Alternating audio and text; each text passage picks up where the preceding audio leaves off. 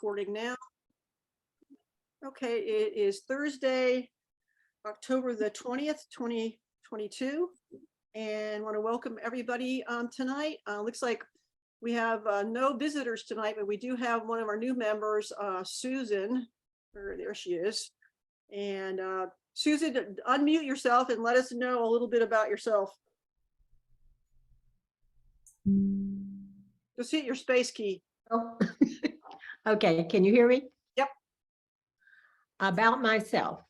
Okay, well, I'm late to the game. I'm retired. I've been retired about 10 years. And for those of you who don't know, Sylvia Fernandez is my sister. They're right next to each other. They look a lot alike.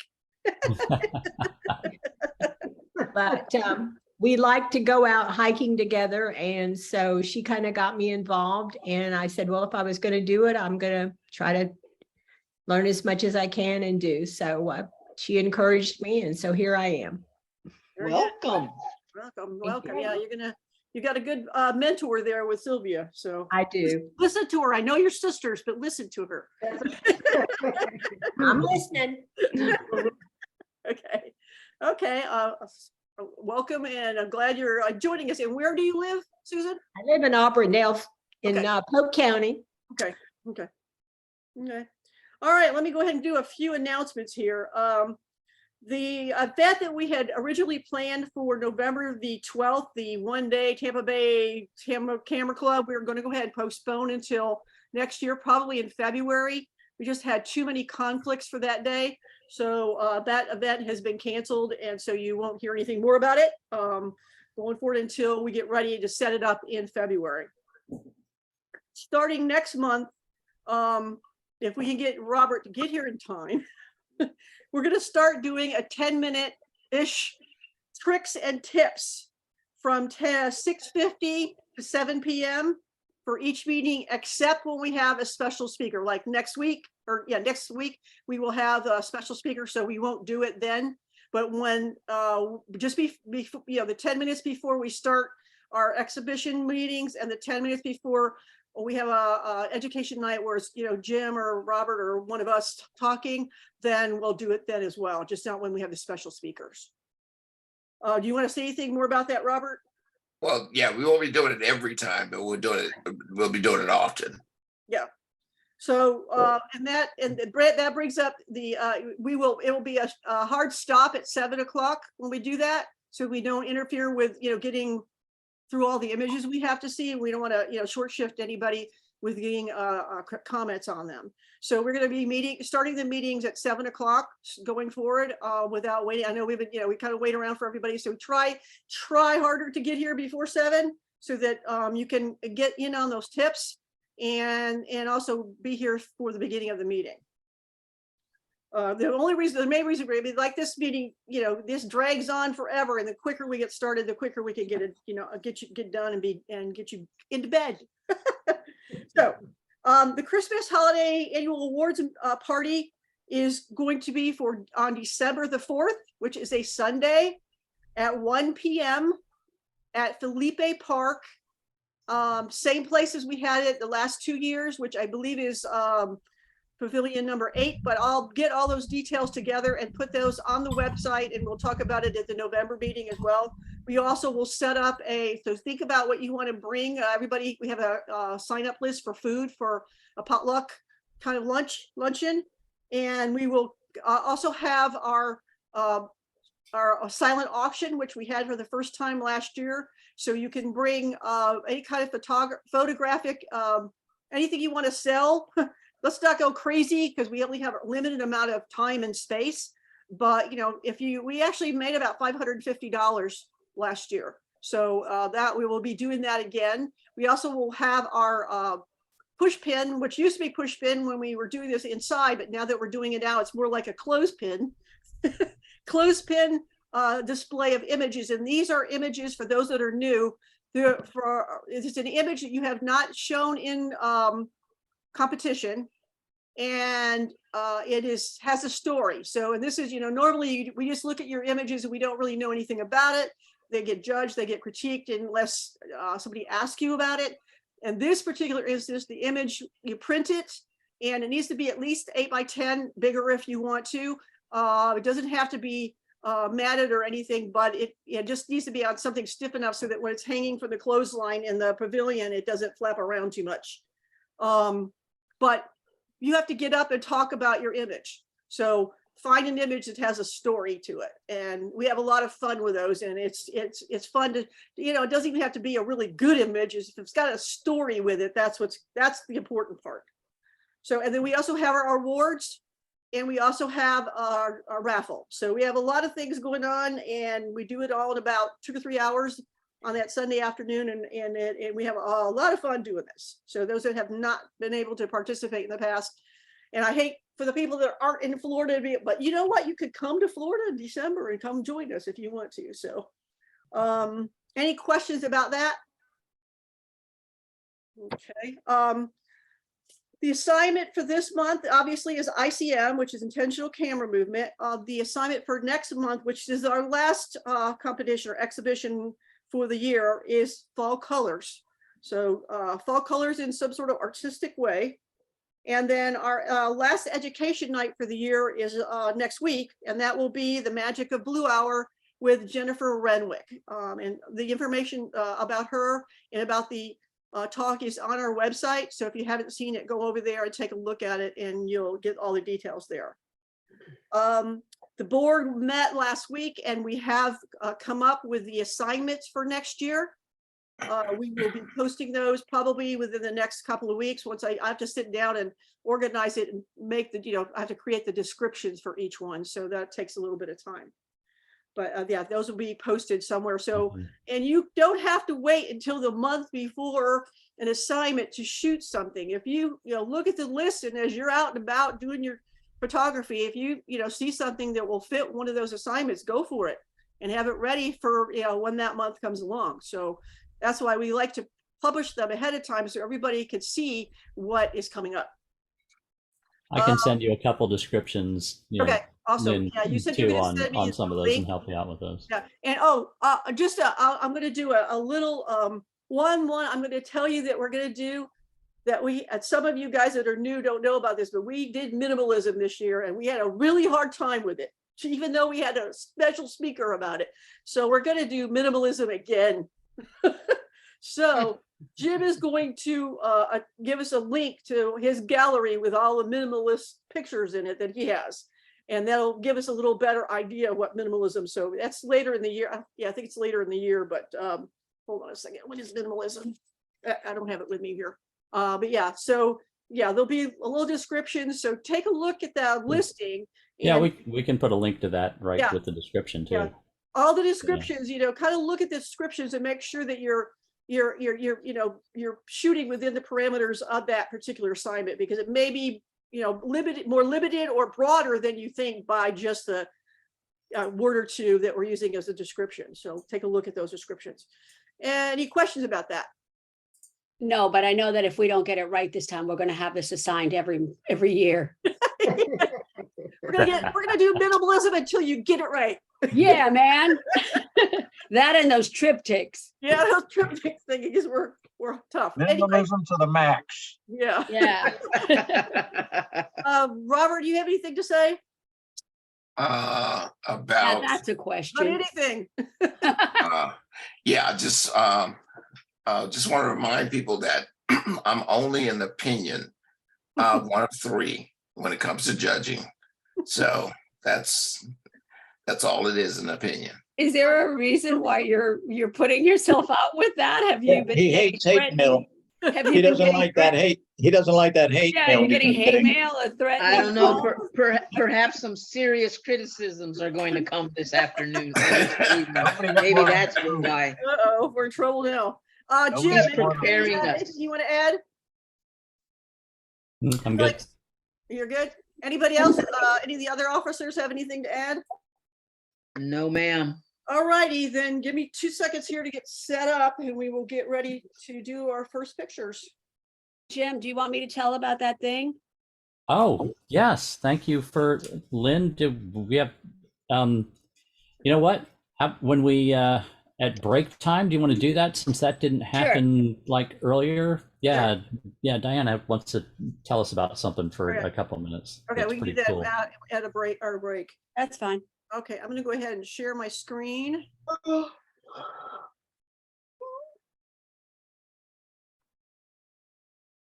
There's Jennifer. That's our speaker for next week, guys.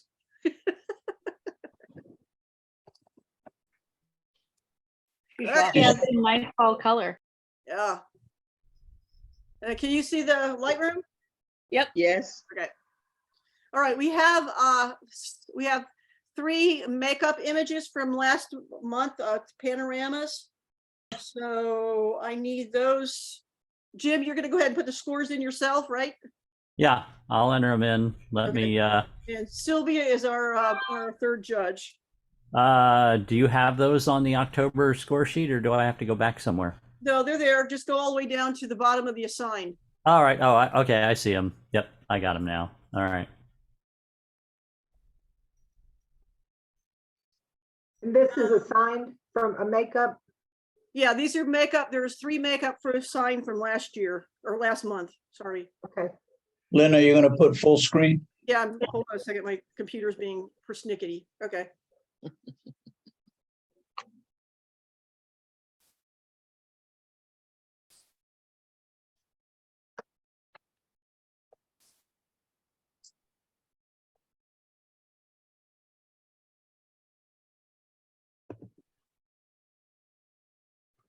Oops, wait a minute. Sylvia, you there? I'm coming. Hang on. Sorry. Okay. Ah, pulled out my light. Well.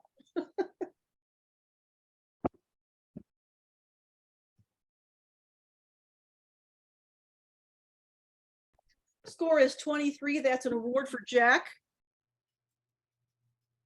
Next one is Glacier.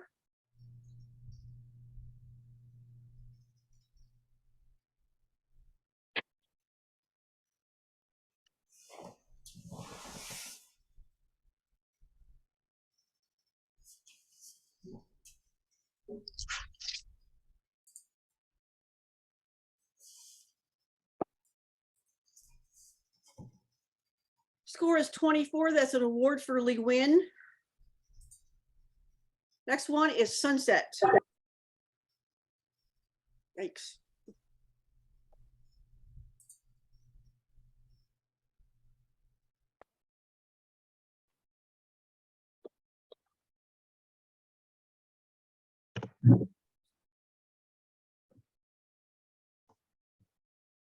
Score is 23. That's an award for that's 20. The score is 23. That's an award for Lee Win. Okay, so now we're going to go ahead to our regular assigned for this month.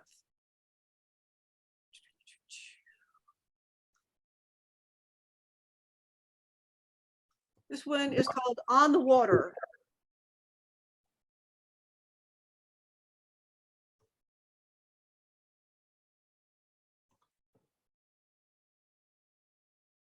It's not blurry, guys. It's okay that it's blurry.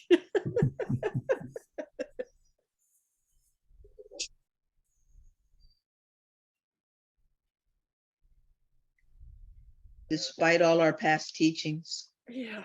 Score is 23. That's an award for Lee Win. This one is called Pink and the Wind.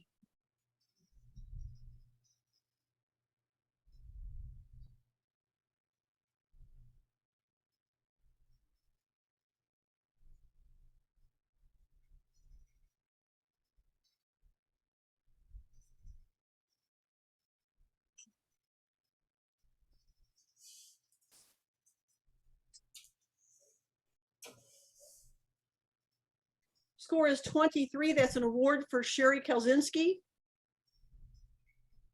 Next one is a fall colors.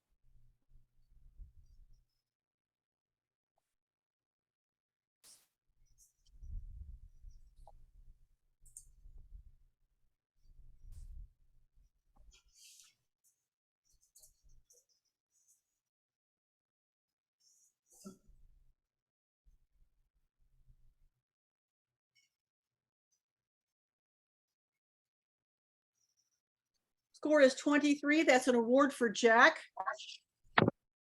Next one is the color wheel.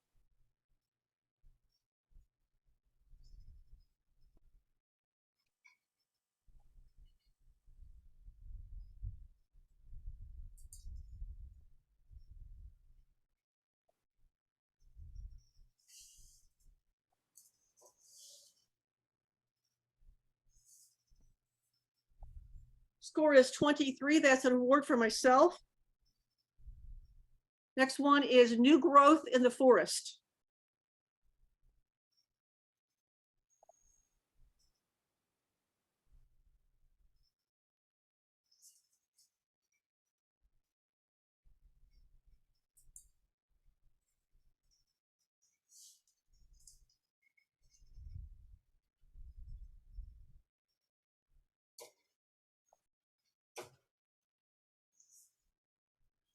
Score is 22. That's a honorable mention for Kathy Thompson.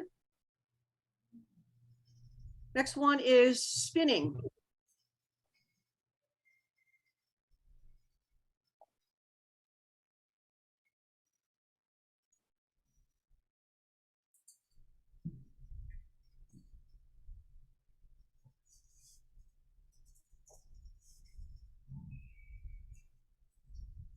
Score is 23. That's an award for Lourdes. Next one is hayfield.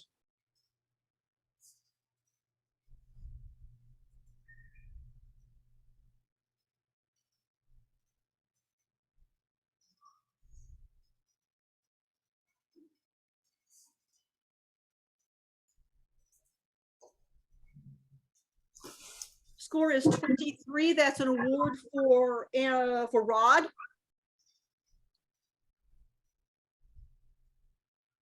Next one is water taxi.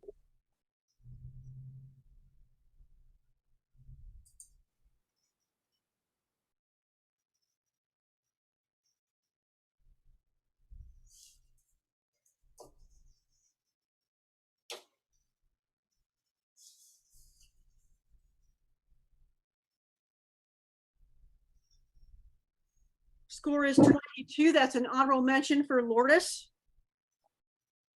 Next one is water grass.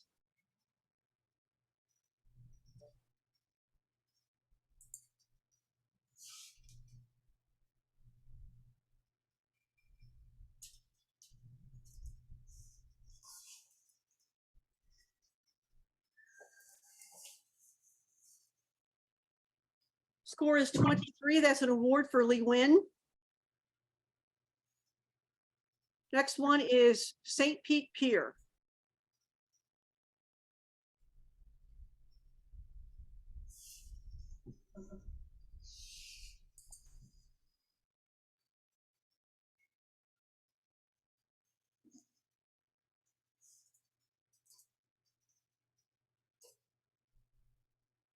Score is 22. It's an honorable mention for Lee. Next one is Twilight at Pier.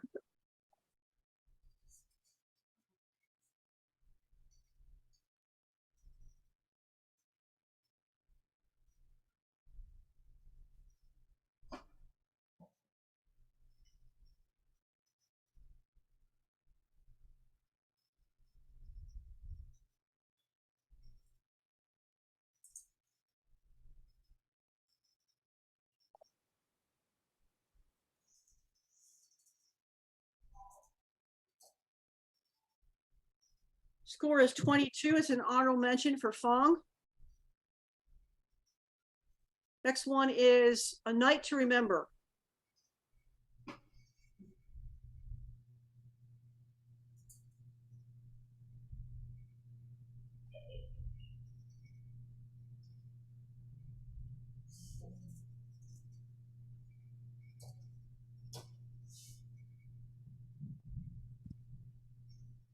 Score is 23. It's an award for Karen.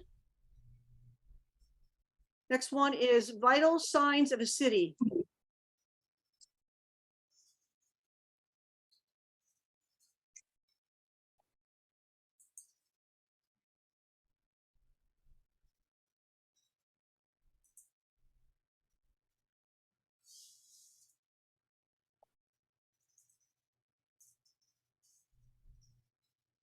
Score is 23 and it's award for Lee.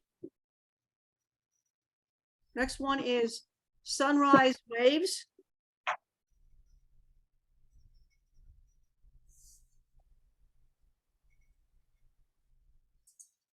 Then did you say Sunrise Waves? Waves, Waves, Waves. Thank you.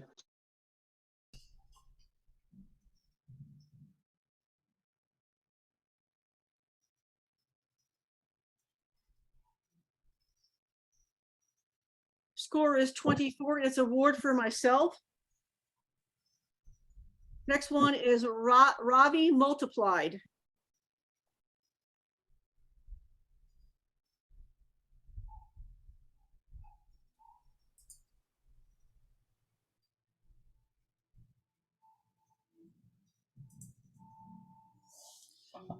I wonder who shot that picture. Yes, Diana forgot to not put her watermark on there. I sent the wrong one. Oh, man, shoot. Yeah, and I checked, you sent two of them like that, and I even checked it, you sent. the I left- resent them and I thought I took it off. Yeah, you didn't. Oh, man. You couldn't cut it off? No, that's all right. Oh, man. The score is 23. That's an award for Diana. Gee, I wonder who did that picture. Damn it. This one is called Fruit Bowl Swirl.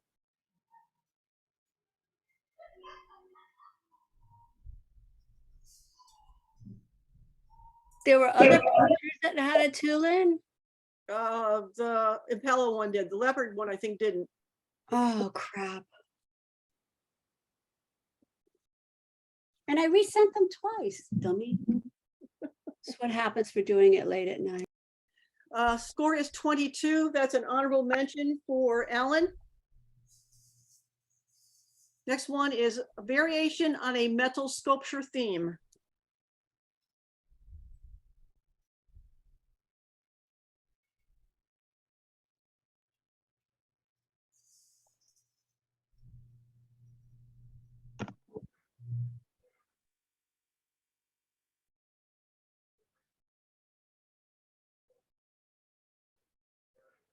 Score is 23. That's an award for Alan. Next one is Explosion of Color.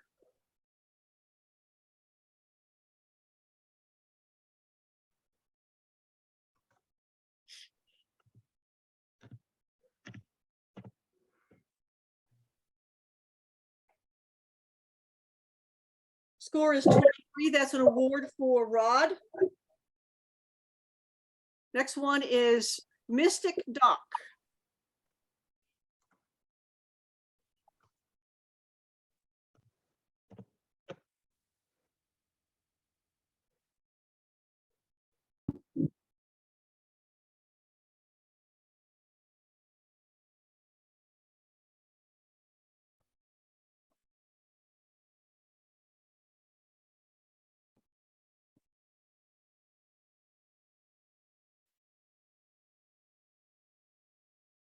Score is 23. That's an award for Susan. Next one is Forest.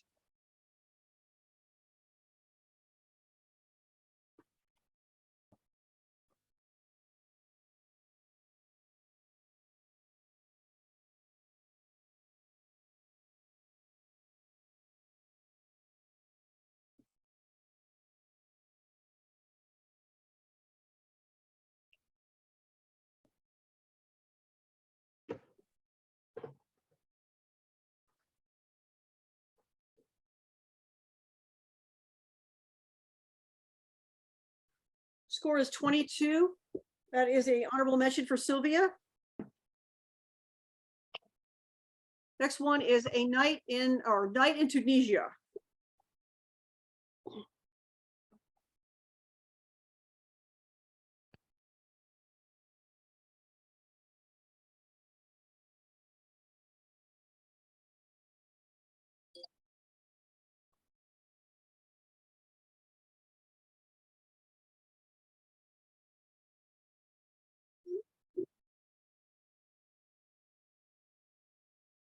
I have it here.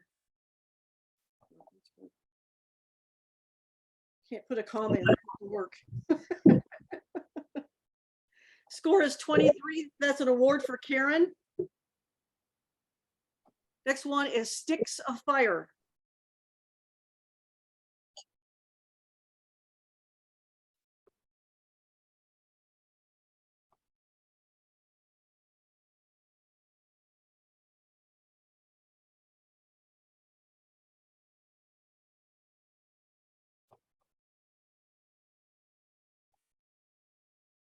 Score is 23. That's an award for Jan. Next one is Saving for a Rainy Day.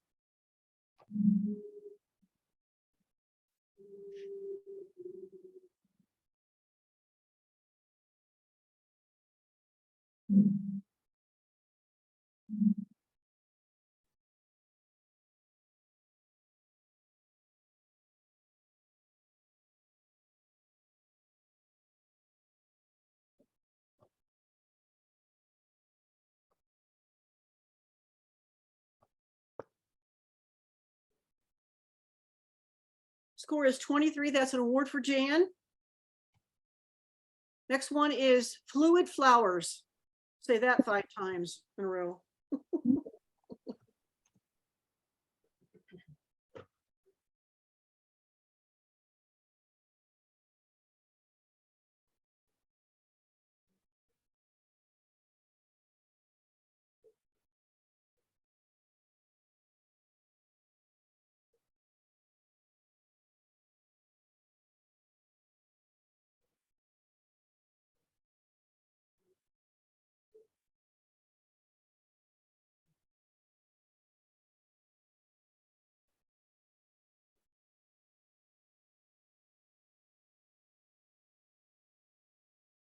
Score is 22.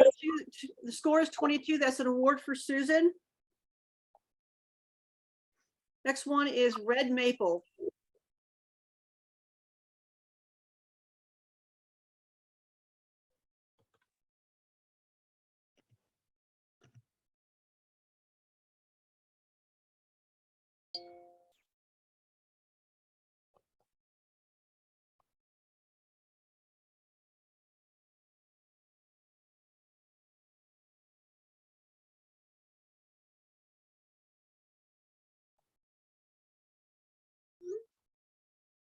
Score is 23. That's an award for Diana Cahill.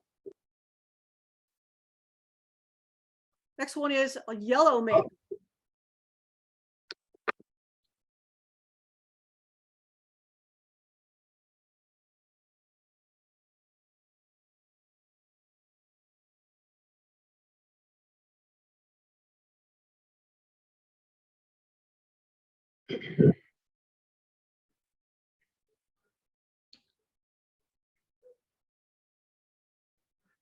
Score is 22. That's an award for Diana Cahill. Next one is Flight. Oh, that's pretty.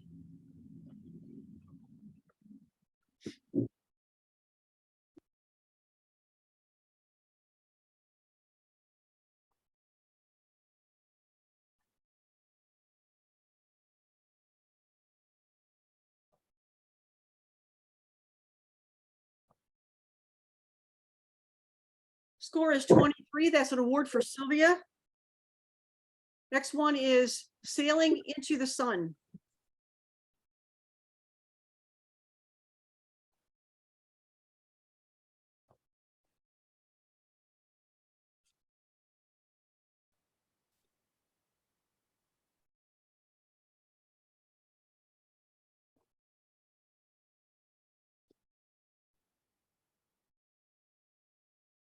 Score is 24. That's an award for Valerie.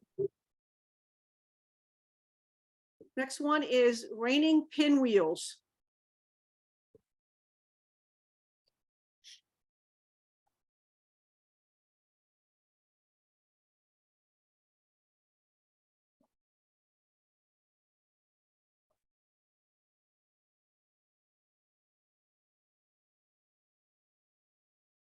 Score is 22. That's an honorable mention for Leslie. Next one is melting pagoda plant.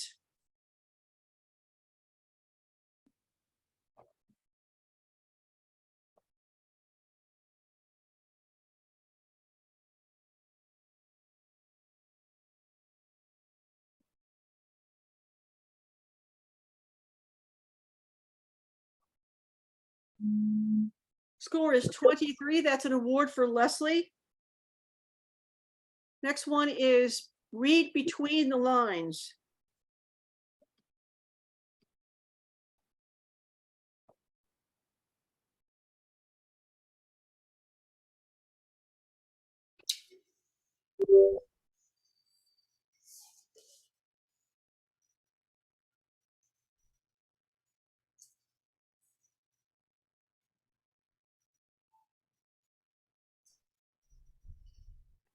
Score is 22. Score is 22. It's an honorable mention for Barry. Next one is 917.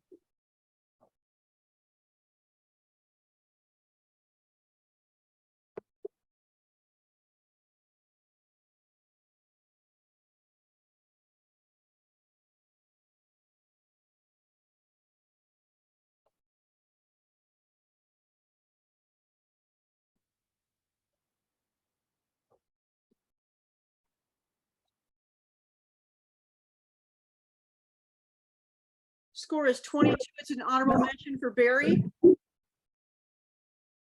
Next one is give peace a chance.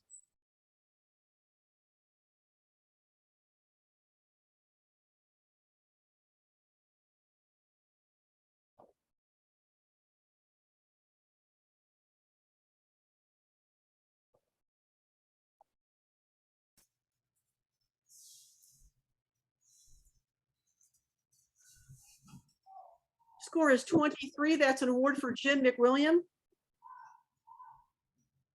Last one is red light district building.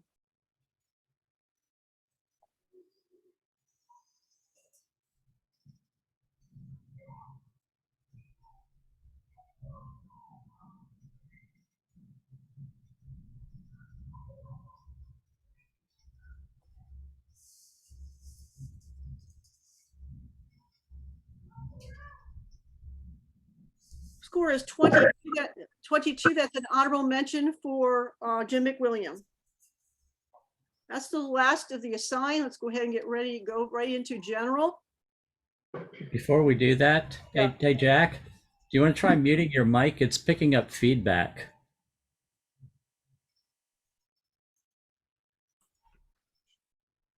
Okay. You think that was coming from me?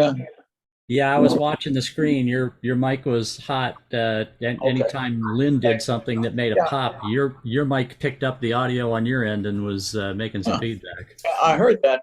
I heard that noise. I was wondering. It's all your fault, Jack.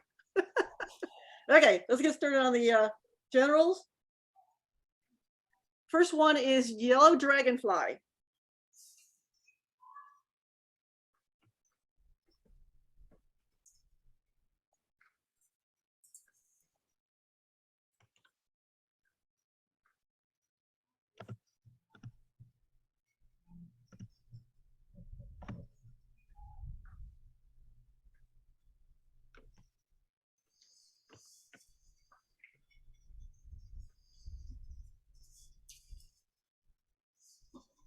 Score is 23. That's an award for Jim Hagan.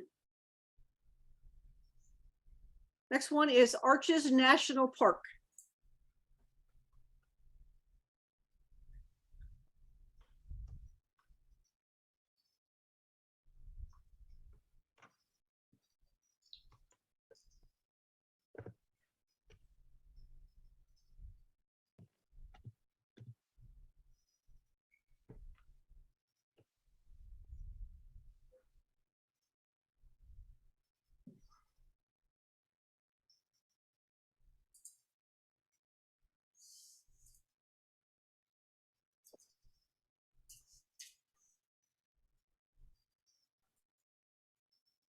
Score is 22. It's an honorable mention for Jack. Next one is looking for dinner.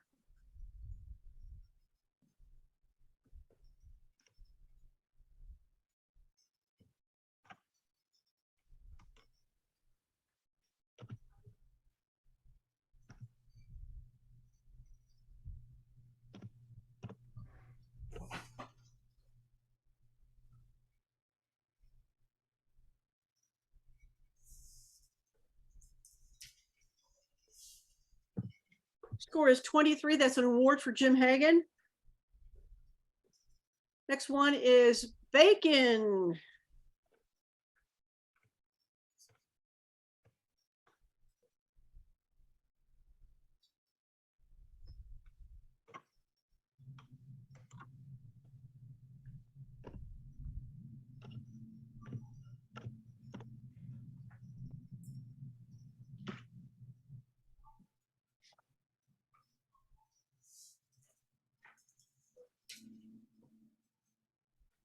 Score is 22. It's an honorable mention for Karen.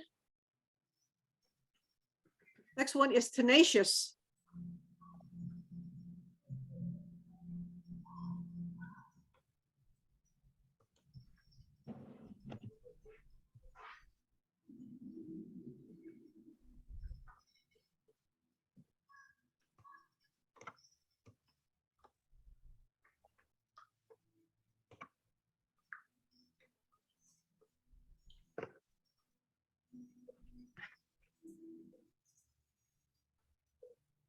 Score is 23. That's an award for Dom.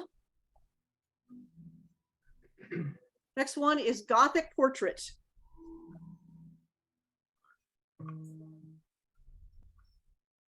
What was the title, Lynn? Gothic, Gothic portrait, Gothic.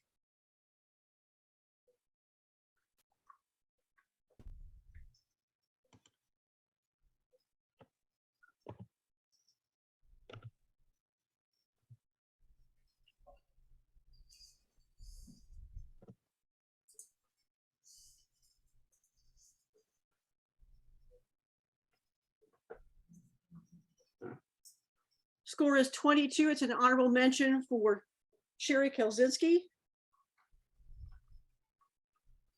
Next one is Brescia Cliffs from Brooks Lake. Probably murdering that first word, but Breccia Cliffs.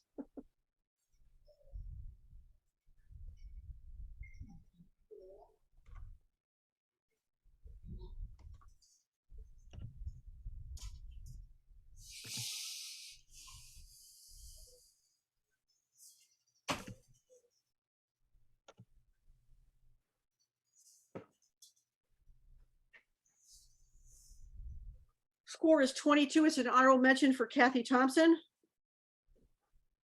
Next one is Fjord in Norway.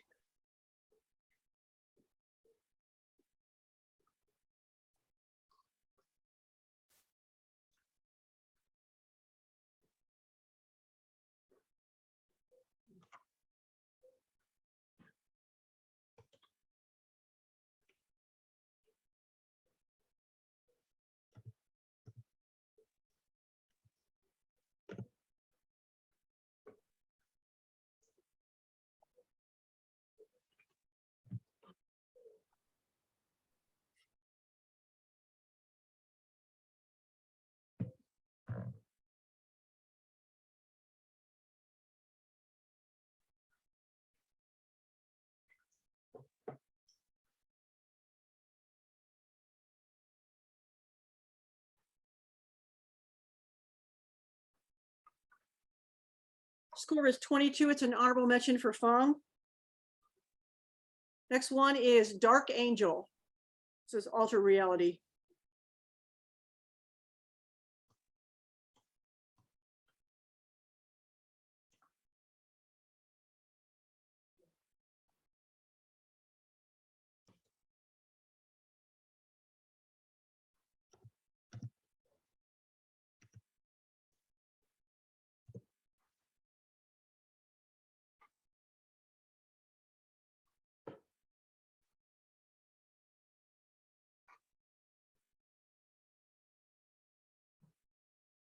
Score is 22. It's an honorable mention for Sherry Kelzinski. Next one is Church at Village.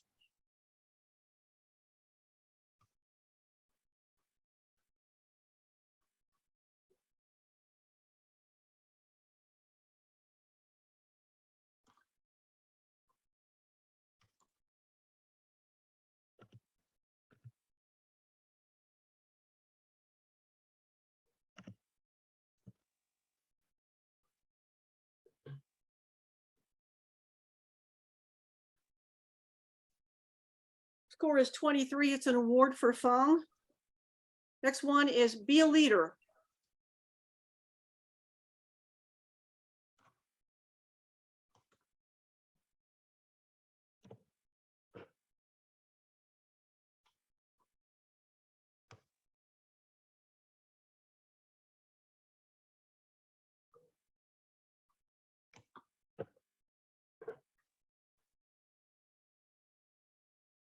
Score is 23. That's an award for Sylvia. Next one is Leopard Royalty.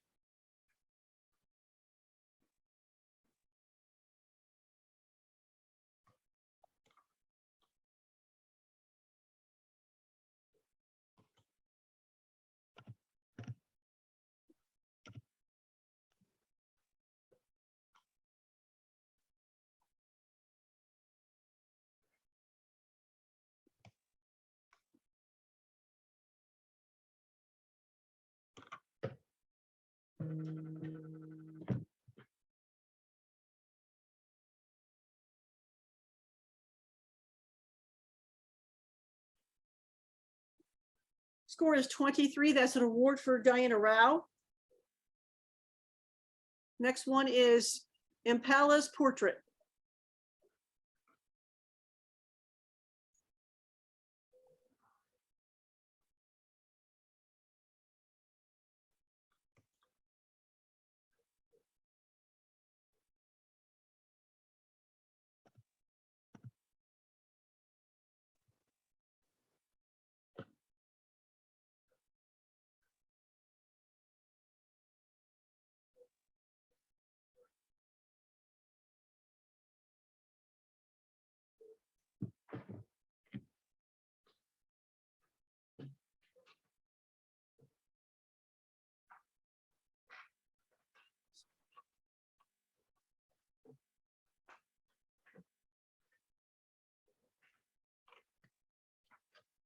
Score is 22. It's an honorable mention for Diana Rao.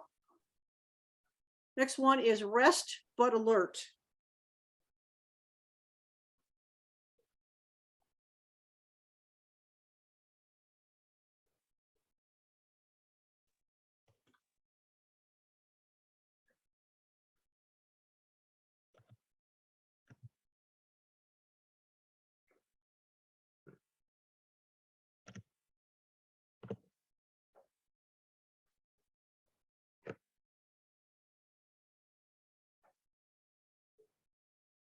Score is 23. That's an award for Li Wen. Next one is Out for a Run.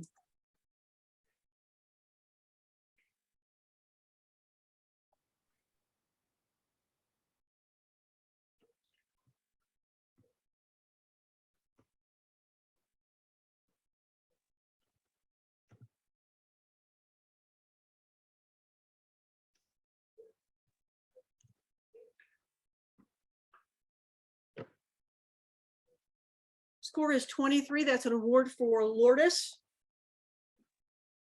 Next one is Rollerblader.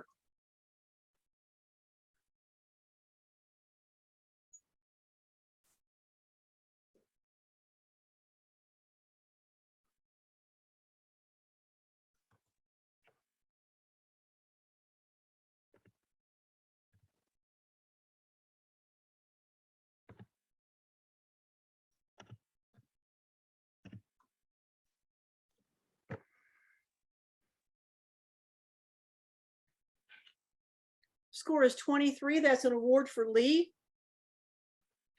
Next one is Patchwork Glass.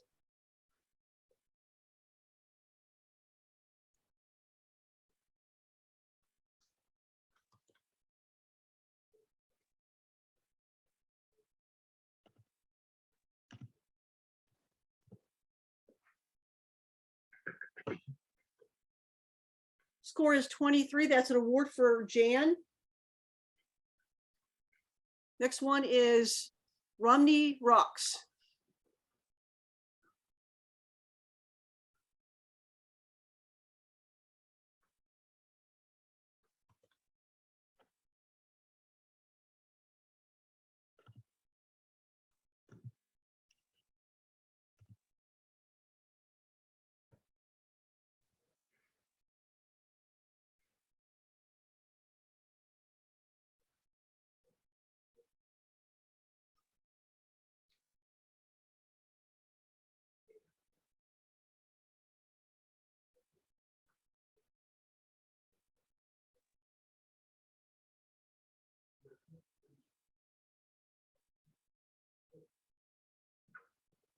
Score is 22. That's an award for Diana Cahill.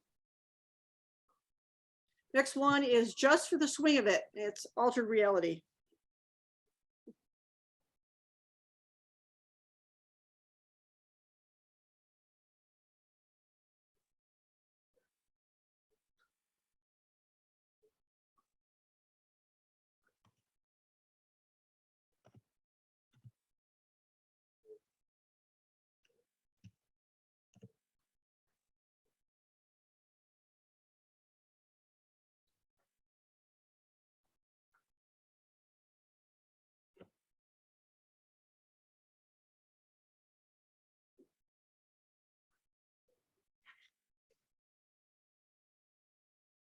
Score is 22. It's an honorable mention for Valerie. Next one is Peaceful Stream.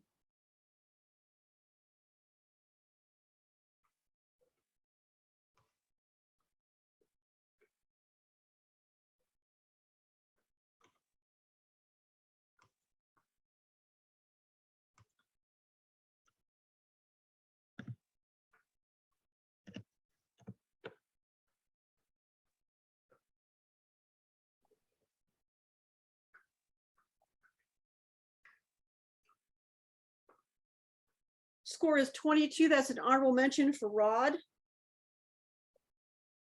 Next one is Taking a Walk.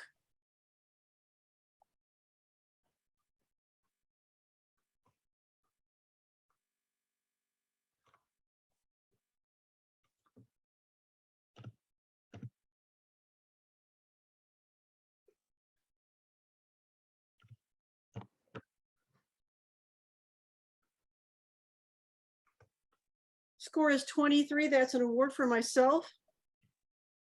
Next one is Proud Pose.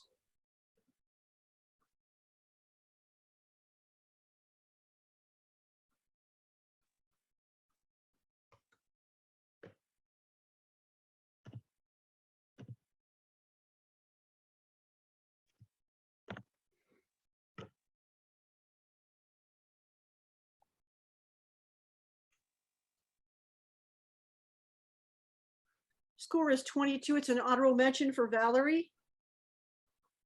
And last one is Dragon Boats at Dusk.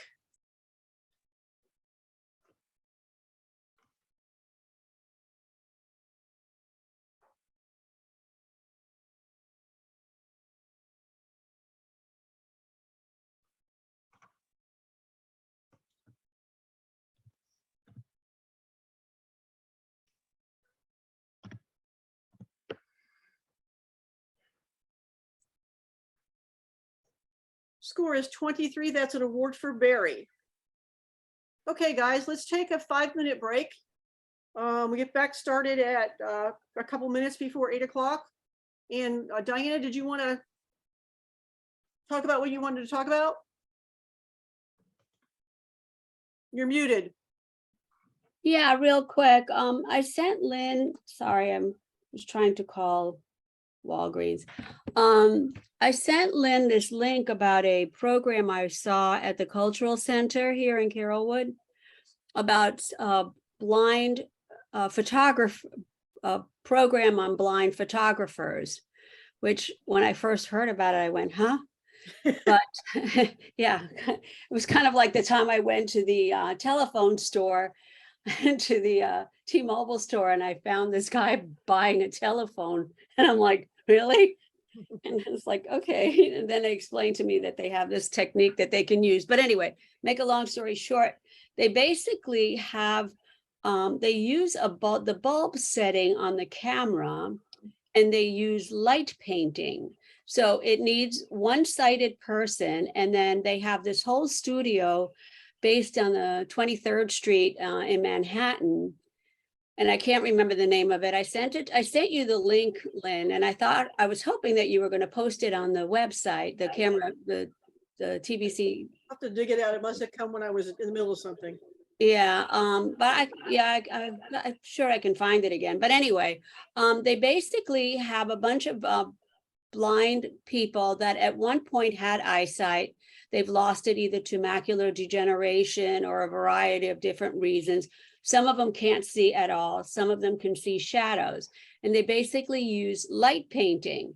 And so they will set up a scene, and they will describe what they want to, the picture that they want to create to the person who's helping them with the photo.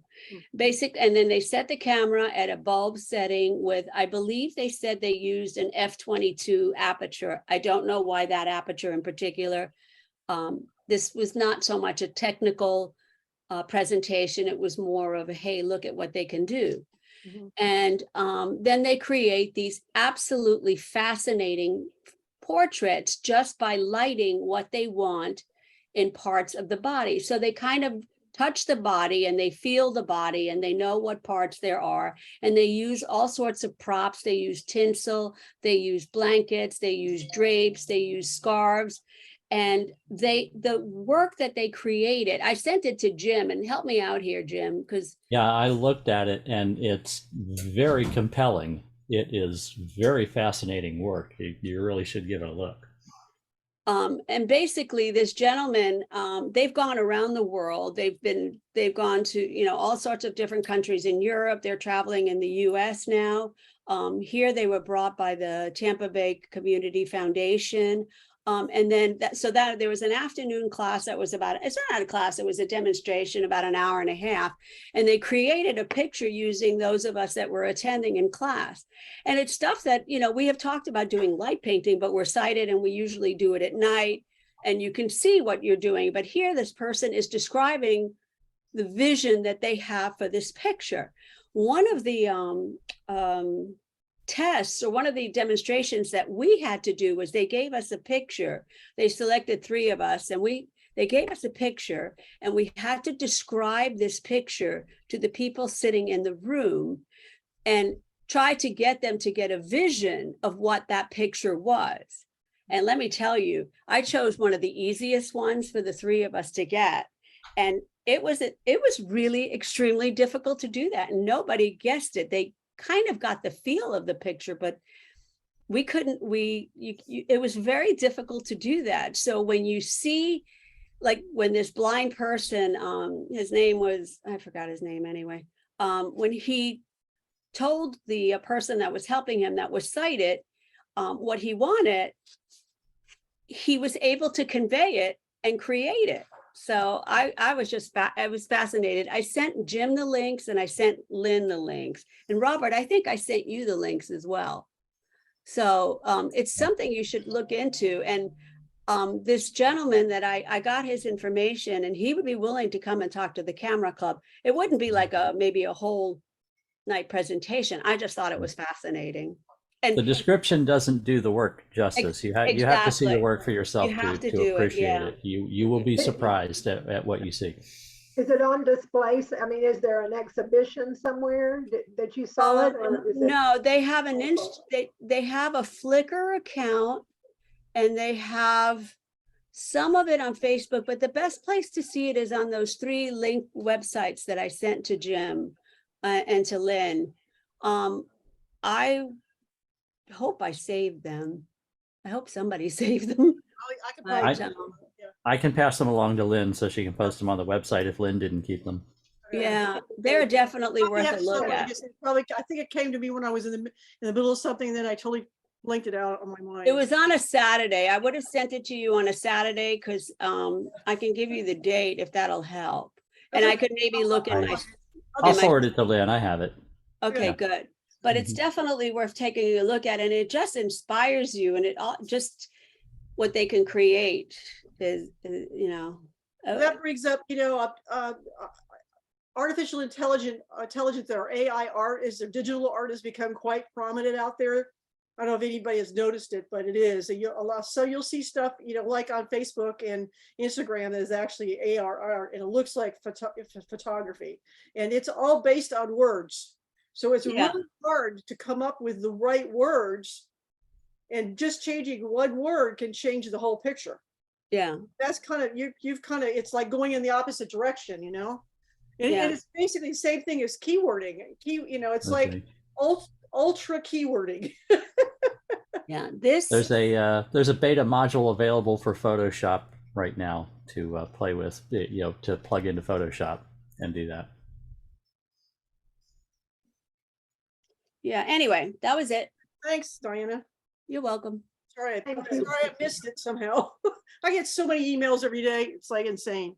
Anyway, Yeah, it was a Saturday because they actually at night they used that show. They used they had a whole presentation of all the pictures that these guys had done, and they put it to jazz music, and it was just amazing, live jazz music.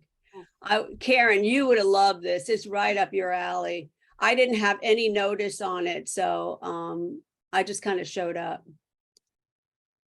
all right. Well, let's go ahead and get started on the. We got a lot of critiques to get through here, and it's already 8 o'clock. So, Robert, you ready and able? You and Jim. Yes. All right. And we might at least, it's probably not in this section, but in the general, we might even get to see a little bit of the new Lightroom goodies. So we'll see. Anyway, go ahead, Jim and Robert and Sylvia. Or It's too anybody close to else the who right wants to side. join in. I love the ICM effect. The composition is too close to the right side. Right here. Could have added a little bit in there. This is Lee Wins. Yeah. She could have added just a little bit in there in the. Oh, content aware, Phil, you could have easily, stretched that one out without knowing. But yeah, the ICM effect is really nice. Robert? I'm in 100% agreement. I'm just wondering, why is it so far to the right? What was the reason behind it? Lee Wen doesn't have audio working tonight, so she can't tell us. No, she put that in the chat. She can't make her audio work. Can She she can't make type it? her audio work. Can she type I it? think I can answer that because of the fact that there was like it drew out itself, the image, because of the direction of the swoosh that it drew out, and she probably thought it probably went out beyond the edge of the frame. So yeah, she should have just added a little bit more on there because it looks like, it's like the tail of the bird is right here. Yeah. So.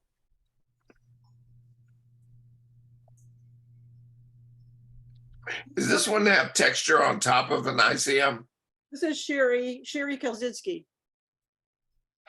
Sherry? No, that's just a shot. The reason why I asked, because there's movement and then there's no movement. These things? Yeah. I was Is it looking like at the the same bark? thing. There's like 3 distinct levels of texture within this that are very varying from each other, which visually is very fascinating. Oh, I love the visual. Mm-hmm. The The only thing Yeah. I can think is if she had like a, a 4 second, maybe a 4 second swoosh, if she held it, for a second or two, still, that would make these come out, I would think. If it's like the bark on the tree. I don't know. I mean, there's nothing held against you. I was just asking. Yeah, it's a technical, because there's very sharp in focus things. You can see things. It almost looks like it was maybe, I don't know, like shot through a window or something. And these are like water drip lines down a window. I don't really know what it is I'm looking at, but there's very smooth, soft, and very swooshy stuff. And then there's very sharp, tack sharp in focus things as well. Sherry, what is this? No, I did this so long ago, I really don't remember. I was thinking maybe it might be like at the car wash or something, you know? Yeah, yeah, because all the pink, the colors are beautiful, but Yeah. Yeah, the colors are gorgeous. Okay. Okay, that answers that. We can't answer that question because she doesn't know either. This one is Jack's. The ICM effect is very minimal in this. It's, you know, it's almost not there. You can, it's, you know, it's barely there. Where you can see it right in here. I feel it could have been, you know, stronger for more effect.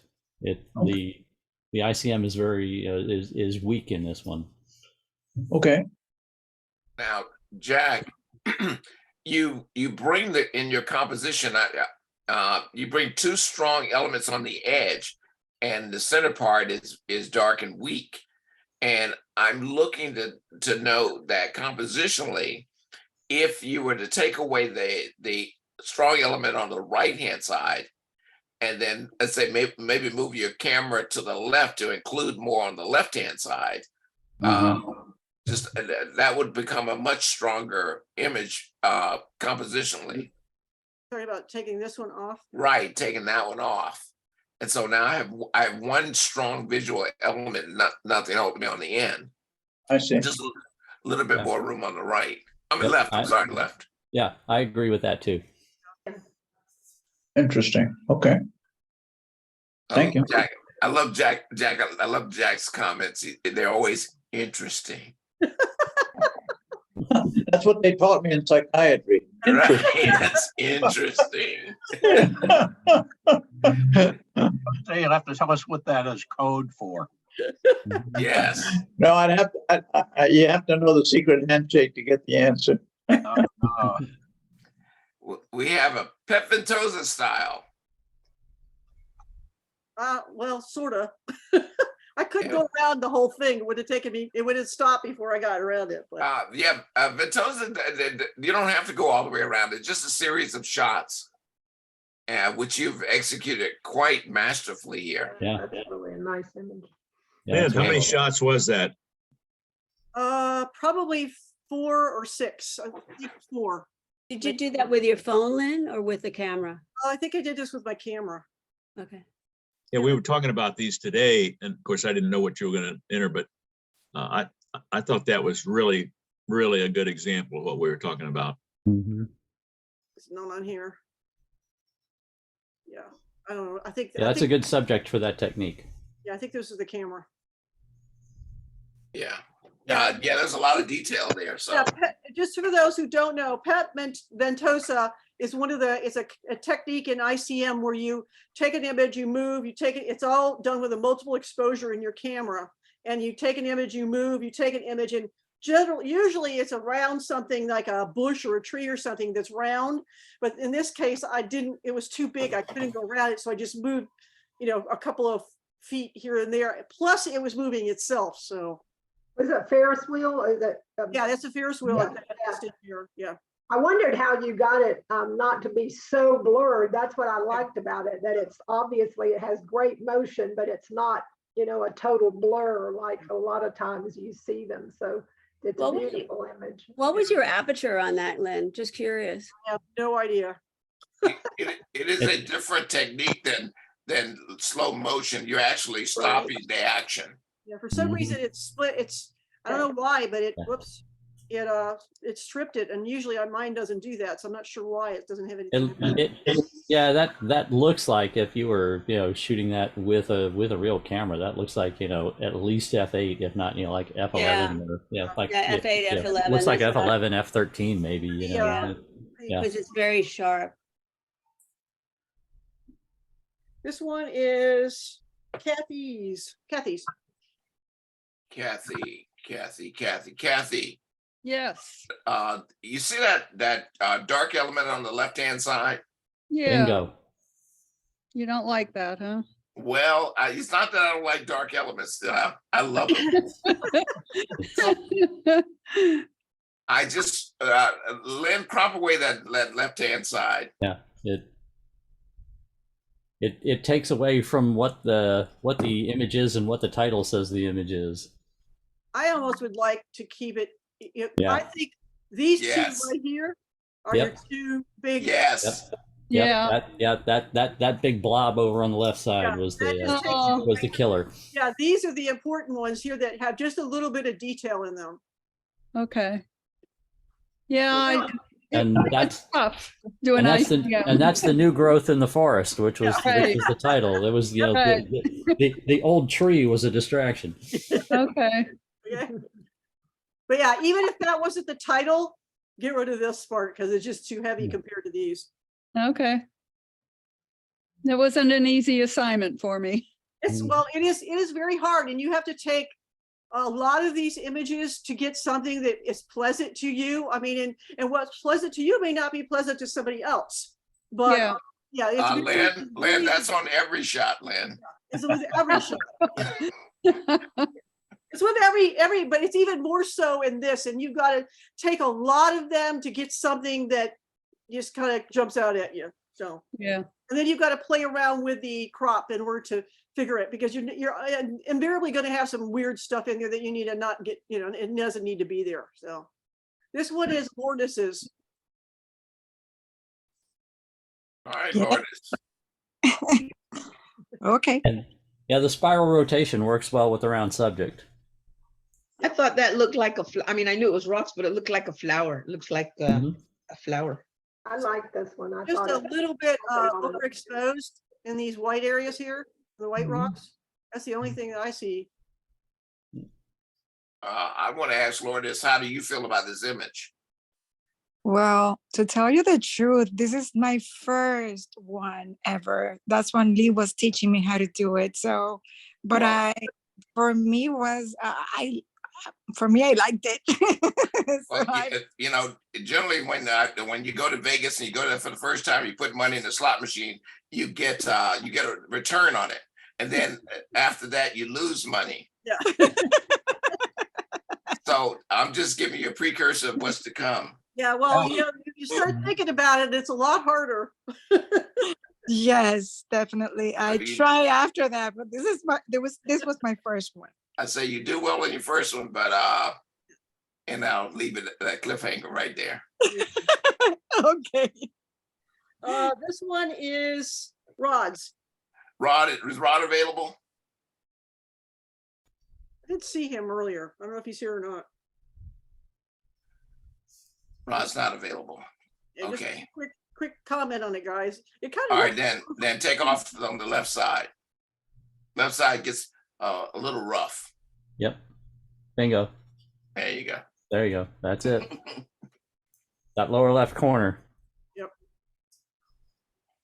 Just had some jumbled up stuff This that here, the right? pattern doesn't match the flow of everything else. This one is Lourdes's again. See, you put your money back in the slot machine. Mhm. This I know. this one looks the end result, although we know it's intentional, the end result looks more like a kick the tripod accident than intentional camera motion. Yeah. That's what I was going to say. Take out the top, because I kind of like that section. Mm-hmm. Nice color and tone, and move the left side in as well. I don't need that. Just that post. Just the post out. Yeah, There. that's good. So now you got something going here. But yeah, they put that money back in the slot machine, and the house always wins. I know. That stuff up at the top doesn't match with what's going on down here. This looks very painterly, and the colors, the complementary colors are great, and then you bring that stuff back in on the top, and it's all out of whack with what we're seeing down there. Yeah. And just so you know, Lourdes, Yes. you know how you put money in the machine and then you walk away and somebody else puts the money in the machine and then all of a sudden they win? Well, by us cropping it and showing you how to do it, we just won. You just lost.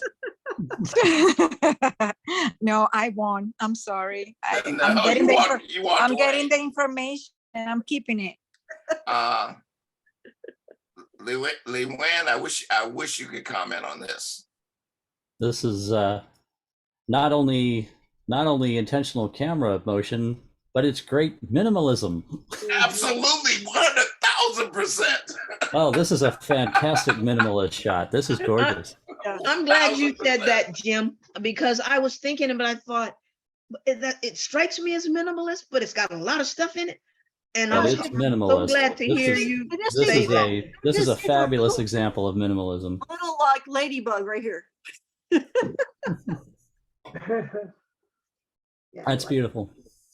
This one is Lee. Okay, Lee. Lee, you got something started. However, the movements in this right here, it's a distraction from the actual deal. So the next time you're out doing this, tell Lourdes to go somewhere and do her thing so you can do your thing well. Actually, I was standing next to you. Yeah, Lourdes wasn't at this one. I was following your lead. And you notice how they present any of these as well, right? I do. I couldn't get anything that worked. It was hard. That was very- However, Karen did something that worked. yeah. Well, let's go to this one. What about all that sensors? She needs to clean her It's sensor. Yeah, this is It- songs. I mean, it looks like I thought, well, maybe it's birds, but there's not that many. There's a bird right there. it's a flock of sensor spots. Yeah. Now, let me just show you one of the new things here. They now have an eraser and a clone stamp in Lightroom. And you don't have to do all kinds of wacko things. You just put the spot there and it gets rid of it. Works a lot better. Well, actually, I'm using the clone now. Let me use the eraser. That's a content aware, isn't it? Replacer? Yep. Yeah. It just does it. And you can actually, if you guys have ever tried to, there's all the spots. Yeah. Just click on this visualize spots down here. It's a little overkill, but look at all those spots. I think that camera needs to go back to the factory for cleaning. Something, it needs to be cleaned bad. Yeah. Real That- bad. She'll just buy another one. It's F20. Yeah, if you've got spots, F22 is going to show them. Oh, yeah. Yeah. Yeah. This is Karen's. There you go. And Karen, did you do this? Did you move the camera or did you zoom the lens? I moved the camera. The pattern of the motion complements the geometric shape that's going on in the composition. It works. The movement and the shapes go well together. Thank you. Now I'll say this: Lee stand next to Karen. Yeah, I won't make that mistake again.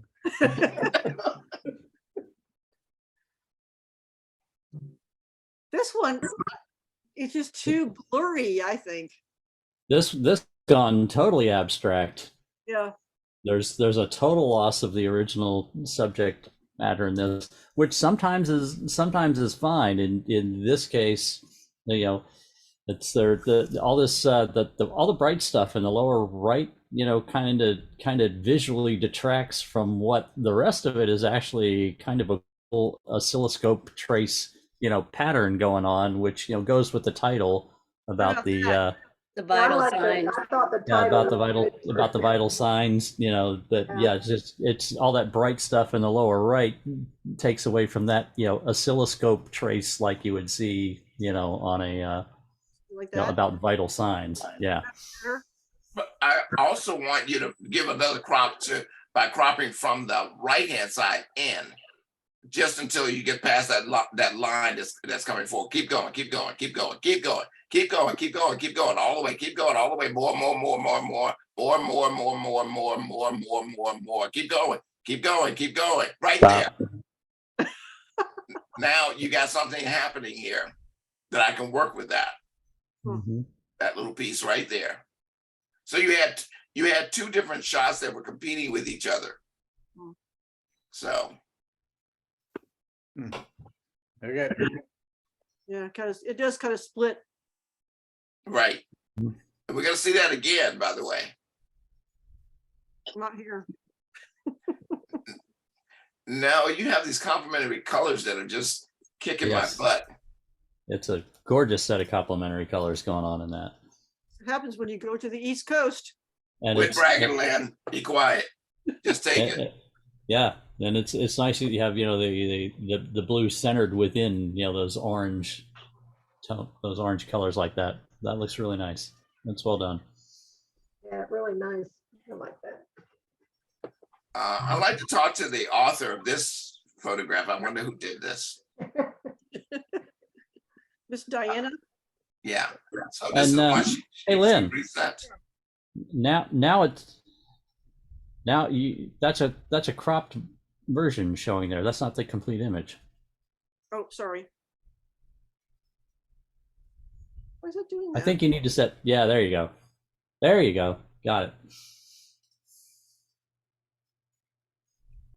Now, there's something where the first two are close together and then the other ones are spaced out. What's going on here? Wait a minute. Diana, she stopped talking. She's muted. She can't take up my break time. Talk My only about break. camera, I didn't do a very good camera movement. Okay, so you did, you shot, and then move the camera shot, move the camera shot, move the camera again. Bingo. Okay, Lynn, actually, I thought you had something when you go ahead and crop it from the bottom. That flare out. So, Diana, I personally didn't have a problem with the spacing on that. I personally liked seeing that the spacing changed and wasn't, you know, exact between them, and that it changed that much. Personally, for me, I found that you know, aesthetically pleasing. And what I tried to do because of the spacing, because obviously by the time I realized, paid attention to it, I did this kind of on the spur of the moment when he was with me. And so as I tried to change the colors by, I made it darker in the front and kind of had him fading out, where I changed the gradation of the colors, where he's a little bit darker in the front and then kind of had him getting a little ghostier towards the back. Well, before you go on to Diana, let me, and also Jim, I wasn't criticizing the spacing. I was asking about the spacing. What I was criticizing was that bottom portion of where the t-shirt flared out. Okay. That's what I was criticizing. Yeah, this tighter crop is much more well balanced with how it fills the frame. I definitely agree with that. Right. That was my argument. I had a lot of trouble, I have to be honest with you, editing this because of the glasses coming in his face. And then I'm thinking, because I know it's not supposed to be real, but it was like there's a glass coming out of his nose. So and it was pretty bright. So I dulled it down. But I mean, I would love to get some editing help on this because you don't need any editing help on this. That crop was really pretty much all it needed. Because other than that, it looks really nice. It's like Robert says, that part where the can you reset right it for in the middle a second, where it flares Lynn? out, that's the Okay. distraction. Where did you crop it to, Lynn? See that right where that t-shirt flares out, you get rid of that. Okay. Yeah, where it gets wide like an old-fashioned tie. Right. Is this done with double exposure in the camera? Is that? No, actually, I did this with my cell phone. I did okay. it with the average. What is the average? Whatever that. Yeah, average Cam Pro. Yeah. And I just lowered the highlights just a little bit. It's a little bright right here. Yeah. See, because that's why I always try to make it lighter when I send it to you guys, because it looks this way, and then when I post it on Facebook or somewhere else, it always looks dark. So I got to work on that. Lynn, you need to come back. I like that one of those guys had his eyes closed too. Yeah, it looks like his eyes. The third guy, yeah. I think there's a glass in it. All right, let's move on. Thank you.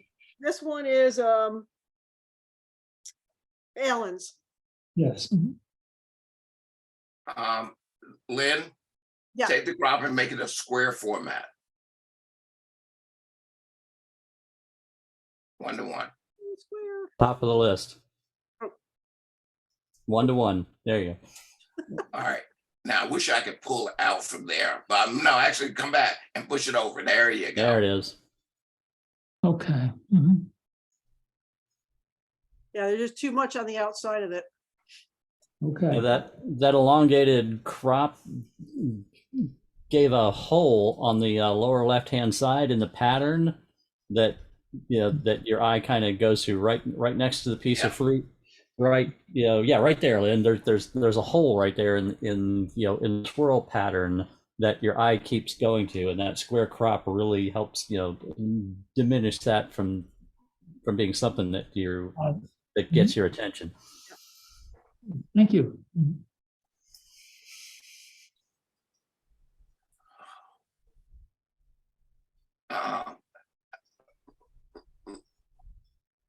Len, I don't know what you're about to do, but if you can go full screen with this, just a little bit, full screen again, with just nothing. Is this yours, Alan? Yes, it is. Alan, just remember I told you that this is in a good way. Yeah, it's bold but simple, and it works so well just being that bold and that simple. What is that? It was a metal sculpture of welded plates lined up, and they had different colors on them. Okay. The fact that you recognize that. Recognize it. That one was well done. Yep. Thank you. This one is Rod's. And Rod's not here, is he? No.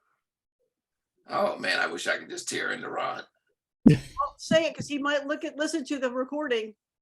Well, all of the things on top, in the light area up top there. So if you take that away and leave me with the stuff that's below that, it'll take about a third of it off. I think that somewhere down there, I get much more of a something more like a Christ-like deal out of that. Somebody on the cross right there. Yeah. Or even it looks like what I see there. Those inflatable things that they put out in front of the convenience stores at the strip mall that blow with the fan, and it's the tall, skinny guy that waves his arms around. Right. Yep. But yeah, I like this crop, and then if those white spots were just content aware fill cloned out of those white spots, this would be fantastic. But yeah, those white spots do grab your eye and take you up away from what's really cool in this image. Now, see, to me, that looks like a woman there playing a harp. And that's the whole point, Leslie, that you point out, is that all that white stuff, you don't get to see all of that when you get, when you have all of that information up top. Hey, Lynn, where did you get that tool from? This is the new tools in Lightroom. Wait a minute, Lynn, you got to be a little bit more sarcastic. You say, I got it from Adobe. Adobe, there's a new update. 2 days. Yeah, I know. I got it. I downloaded it. I haven't had a It's chance. an erase tool, the bandage tool, and now the clone tool right here. Cool.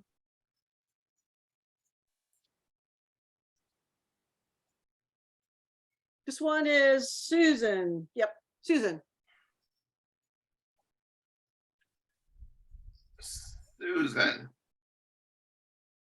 Susan, this was an almost for me. Yeah. Not quite a full. I know they're part of the original scene, that got there, but those 3 sharp lines, if those 3 sharp lines came out of there, no, well, I mean, just if they were just cloned out, I would still want to see, that, because that bottom half looks like a reflection, of the top, which is great. Just those 3 sharp, it's very beautiful painterly quality. It looks like if you were in a cabin on the shoreline and you woke up hazy and bleary eyed and opened your eyes to that and at dawn and weren't that's What if you come in though from the left, like halfway to that mountain and leave those lines in?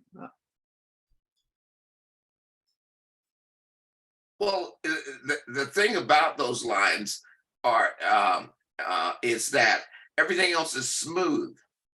and they're sharp. And they're very, just like we saw in the other that other photograph. But in this case, the mirroring effect that's going on right about now when those lines go out gives some sort of balance to this photograph. Well, it's You know, I actually hate the railing I of hate the like dock. heck. There you I go. hate like heck defending Jim, but in this case I have to. There you go. That's beautiful. And I did that with the new erase tool Yeah. in Lightroom. And it's so much better than the old Band-Aid tool. Ugh. That can you see that image hanging in a hotel room or a Yeah. hospital lobby? Yeah. Or Yeah, exactly. This one and the one that Luann did with those, with the blue, the minimalist one. Yes, I totally could see that in a hospital.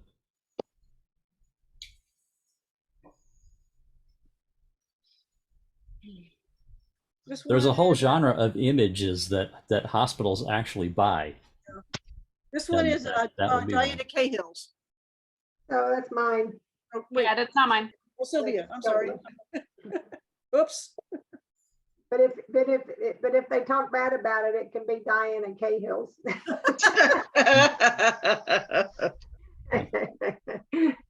The bright tree in the middle is a little bit bullseye for this composition. Yeah, okay. Yes, thank you, Lynn. Ah, And then I think I might just, Darken that a little bit, that tree. it's a little dark. I mean, unless you really want it dark, I don't have a problem with the That was kind with of that like image a- being yeah. being on the dark side. Len, open it up just a little bit on the left-hand side. Just I want to check the balance on it. Right there. Come back in slightly, just before that light in. Go back out just slightly. Give it some room.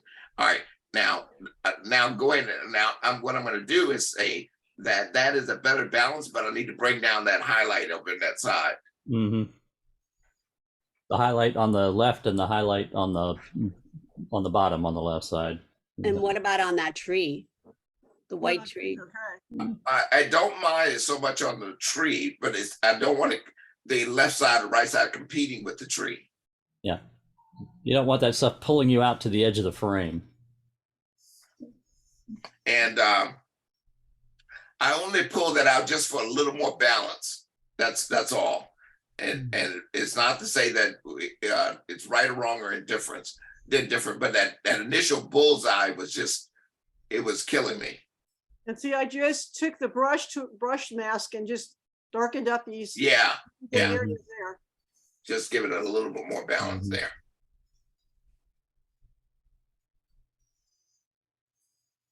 This one is Karen. I can't not see the words. Yeah.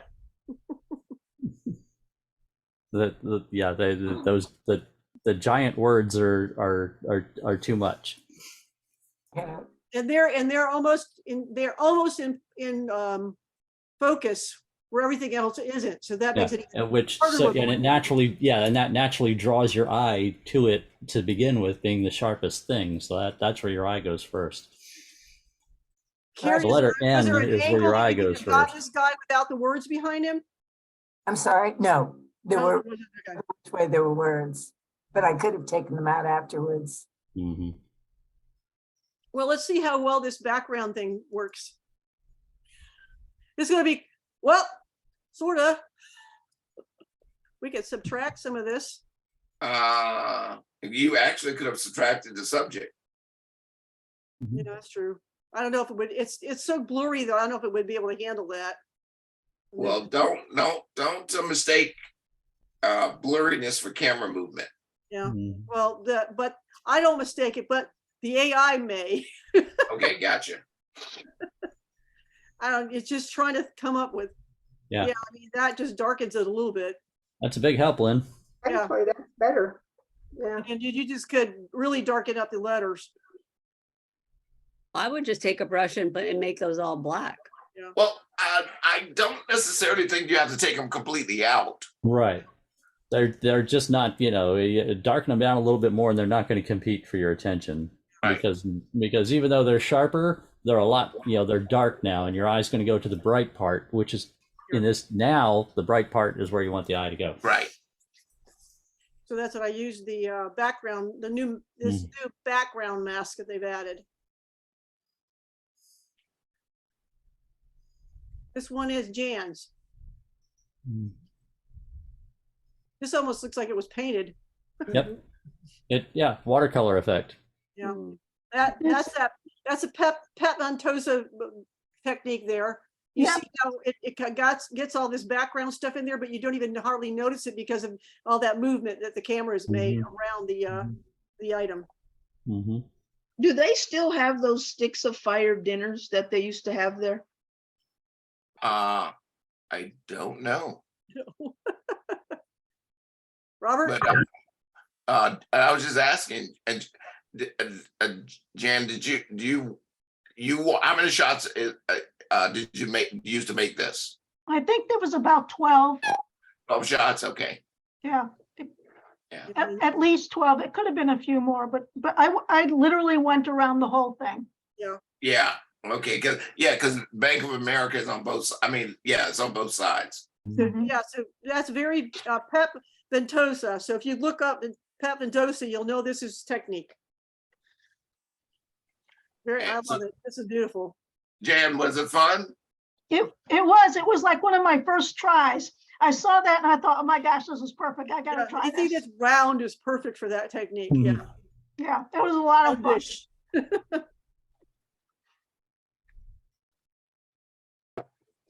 Whose shot is this? That's hers. That's Jan's. That's mine. All right, now Jan, you remember how I said about putting money in the slot machine? Yeah. And you went on the first one? The house is about to slam you. Okay. All right, I have a lot of things to look at in this photograph. True. A whole bunch of things, Stuff, trees. all of that stuff, and so therefore it diminishes the big main item that you have here. Can you get? And compositionally, That's better. it's better, but I still got a whole bunch. Okay. So this one is not working nearly as well as the other one. Okay. So the house wins its money back. I tried. All right. This one is Susan's. Susan. Which Susan? There's only one Susan. It's Sylvia's sister, the new Susan. Okay, yeah, Susan. Yes. You and Sylvia sound just alike. Well, It's just picture. she has a little more of a twang than you do. Left-hand side, bring it in. Top and left. I'm sorry, right. I'm sorry, right. My bad. Right and the top down. And the reason why is because of that orange item. This here? No, not that. That's one that's down near the center. Okay. Oh, Just this- off to the Yeah. left of center there. Yeah, that's the breakup in this item. I mean, in this deal. So to get to that orange difference, I had to get rid of something that was on the right hand side. It makes Yeah, it- actually, also makes it bigger. if you go back to the original Lynn, yeah, if I had been, if I had this to work with to start with again, I would have burned down or used content aware fill on those two white spots up above that and then follow diagonally down to the bright spot that touches the lower left edge of the frame right there. Yes, I would content aware build those out, and then that orange thing, wouldn't be competing. Those things are overpowering that orange thing, but that orange thing, like Robert says, that's the interesting break in this. But those other bright areas are, in the original content are taking you away, and you still would need to come in, not as much to take away that yellow up in the upper right. Yeah, there you go. And this is So. this eliminates the one Yeah. white spot. Mhm. But yeah, that makes this bigger and more prominent. Yeah, we're just looking at different Not quite ways to so. take away elements that compete with that. Okay. This one is Diana Cahill. Okay, That Diana, vertical striated pattern in this makes this look like wallpaper. In a good way? I'm not saying in a good way or a bad way, but that's just the visual impression when I first looked at it. It's like, oh, that looks like a wallpaper pattern. I thought at first it was like bamboo. whose shot is this? Diana Mine. Cahill. Where, Diana? Where's Diana? Not me. Yeah, that's what I'm trying to figure out. Which Diana is it? Me. The other Diana. Uh, This is my first submission. oh, Diana down. Okay, You Diana. get credit for not knowing me. Okay. All right. Diana, do you know who I am? Yes. That's all that's important. Diana, here's what I want to do in this one shot. I want to do one thing, and Lynn is going to do the contrast and all of that. I want to take your eraser tool, Lynn, and take that one stem out. This one? Yes. I don't have to go that far down, but that's what I want to take out. I want to take that out because all of the other stems are short. And that's the only one that was competing in this photograph for me. Then I just added a little contrast to make it just a little darker because it was a little flat. Yeah, I actually specifically didn't turn the contrast up because I felt like it got too much definition on the ground. No, it But- makes the leaves kind of bounce out a little better. I do one thing for me, Lynn. Yeah. I just want to see it, just to see it. Turn on your crop tool. Just pull down from the top so it turns into a panorama. Pull it down below that bright leaf at the top. There you go, right there. Yeah. Yep. I just wanted to see it without that one odd bright leaf at the top as a panel like this. Yeah. Just for comparison purposes. Yep. Mhm. Diana, that means you were wrong. Ah, darn it. If Jim says you have to take away something, that means you're wrong. I just wanted people to see that and form their own opinion about which one they like better. That's all. And Jim's opinion is the right one. Just keep that in mind. Right. I see that you like your tones on the lighter side. Actually, I only got these into Lightroom at 11:38 on Tuesday night due to a broken SD port.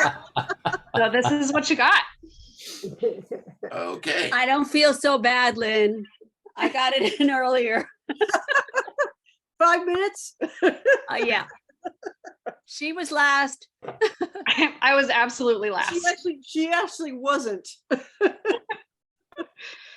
Yeah, Oh, everybody really? loves to go to the last minute. Wow. Okay. I don't know. I think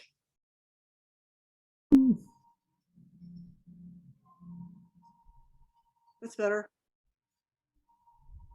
Speak, guys. Anybody? That's a nice tweak. Yeah, it's fine. I agree with what you did. I tend to want to go the opposite way of your crop from the left side, then crop it from the right side. That to go into that dark area on the left, and then move. No, I'm sorry. Move the left hand side. Move it out to the left, all the way, And now bring the right-hand side into the dark area. Okay. All right, so that it pushes it, no, not quite that much. Pull it on just on the other side of that. Keep going, give just a little bit more, give it a little space right there.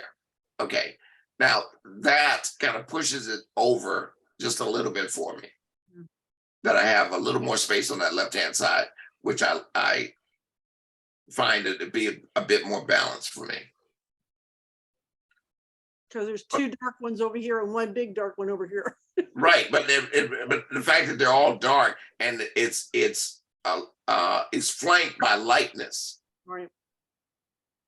And I did add just a touch of contrast, so it's not much, but just a little bit, just to punch up the colors a little bit. So Diana, this is all a good thing. If we're fussing that much over your image, that's good. Cool. Good to know. This one is Sylvia. I love this.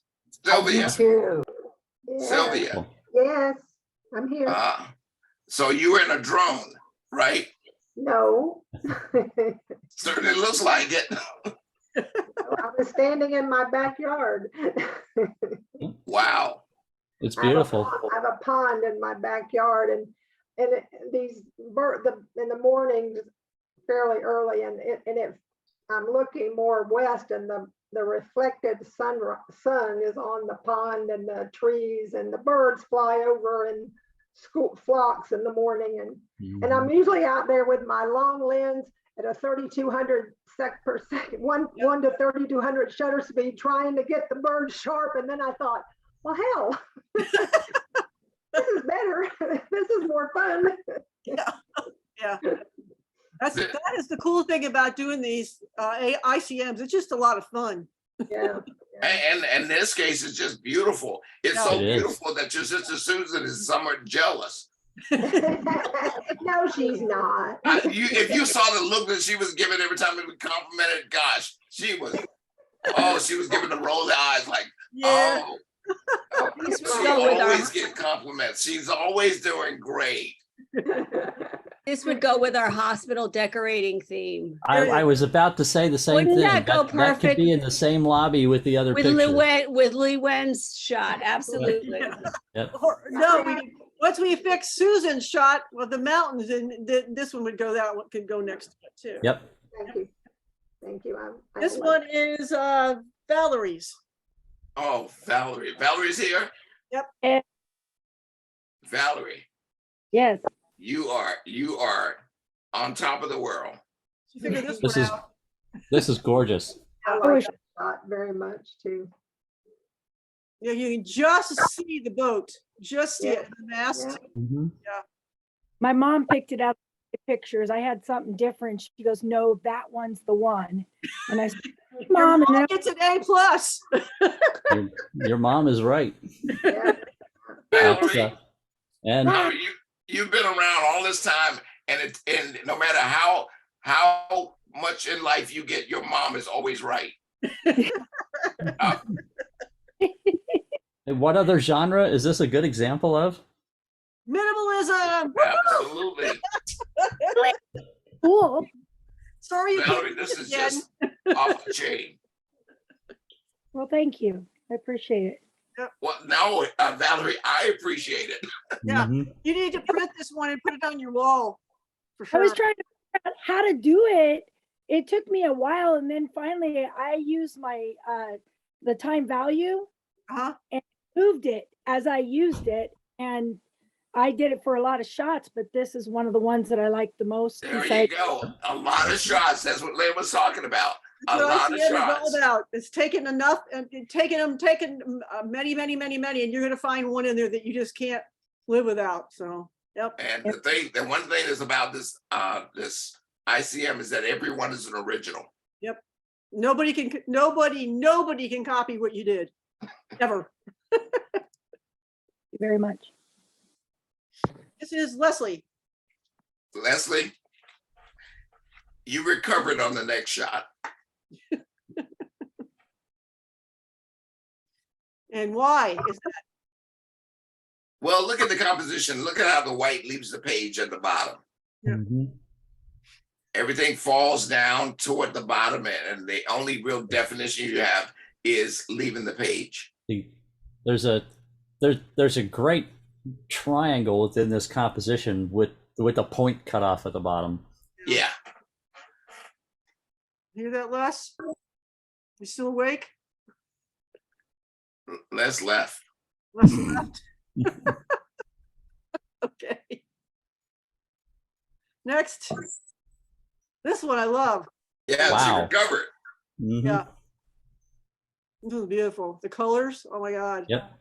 This is really a plant. I got to go see it. Yeah. Striking visual impact with the color contrast on this one. That's right. But she's not here to enjoy it, so too bad. This is Barry.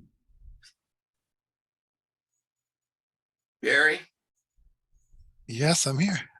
Barry, you are really good at astrophotography. Uh-oh. Here it comes. And that's, or is that the end of the commentary? That's the end of the comment. That's enough said, right? I was just trying to see if I could figure out. Oh no. There's And so no, much going on You here. get a buzzer on that one. Yeah.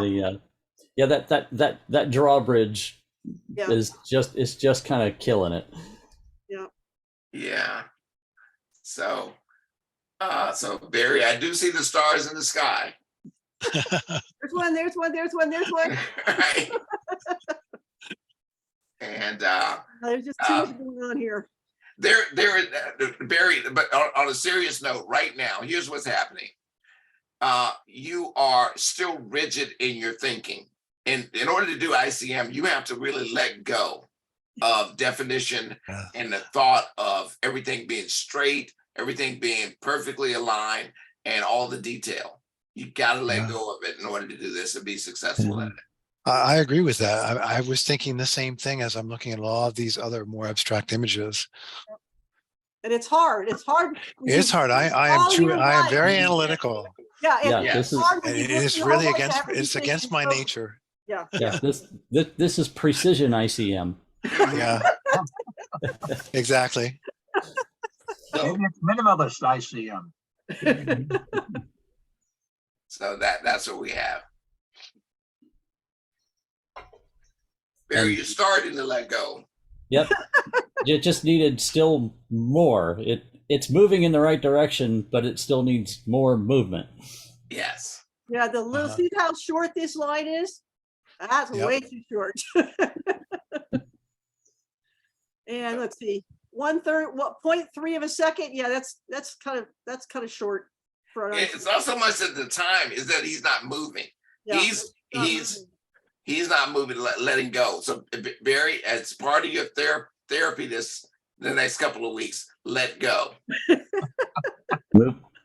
Move the camera more than 2 millimeters at a time. And then we have Jim McWilliam. This is pretty cool, Jim. I really like this. I thought it It was was a building mural on Florida Ave. This looks like a this looks like a cool poster from the late 60s or early 70s. Well, I It started out that way and then got I know it is a poster that apparently that that really got exaggerated through what you did. Well, it's a building mural on Florida Ave. Okay, a building mural. Okay, great. Now, Jim McWilliam, let me stop your comments for a second because I know Karen is steaming in the background going, hey, look, I can read all of that. It's so distracting. But the central No, I love this. the central subject are the words. Yes, I love it. So whereas yours was the words were taken away from the central subject. I know. So I just want to make sure that there's an understanding of why one works and the other one is a No, I problem. got it. Yeah.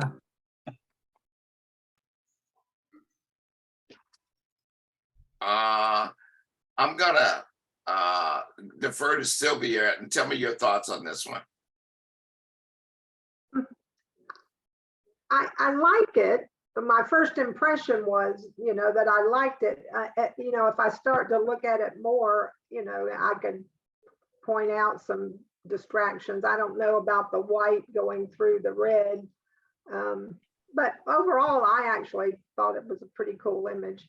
Yeah, maybe this right side, I don't know if it needs to, it doesn't go all the way out on the right side at the top. This reminds me of the movie Tron. I think I need to let go a little more. That's what I thought. I thought too. I thought, like Tron. This reminds me of the early days of ray tracing graphics for video games. There were some video games that that had this look to them in the arcades when they first came out, and that was the impression I got when I looked at this. It brought me back to that, which is not a bad thing. Yeah. I was thinking of calling this Tampa's Interplanetary Defense Building, but I like the that. Light District seemed to be more fitting. Yeah, the blue was just too distracting. Yeah. So But with the title that you were giving it, if you cropped it in even more from the right, now you've got like it looks like it looks like laser beam weaponry shooting around on the left side over there. Yeah. Mm-hmm. I want to know what drugs Jim did in high school. Anything with an X or a Y in it, and then they. I mean, there are a few people I could pick out their photos. Like Barry, I usually can pick out his photos, and I can usually pick out yours. I mean, Diana, I need you to know something. What? Jim did not do drugs while in high school, but the last 15, 20 years, you've been making up for it. Okay, all right. Well, I mean, they entered his life at some point, I have to say. Yeah. All right, guys, let's move along. It's 5 minutes to 9. We got 20 more to go. The focus is behind the head on the dragonfly's left front wing. Yeah. The dragonfly's left front wing, which is camera right. Yeah, this is Jim Hagen's. This part of the bug is awesome. We just missed this part, which is the most important part. Mm-hmm. It's not his eyes are not in focus. So that's bugs are really hard to do because there's so many layers, and when you're zooming in on something like this, your depth of field is like minuscule. And Jim Hagen, let me ask you, did you mask anything into this photograph? I'm sorry, did I mask it? Yeah.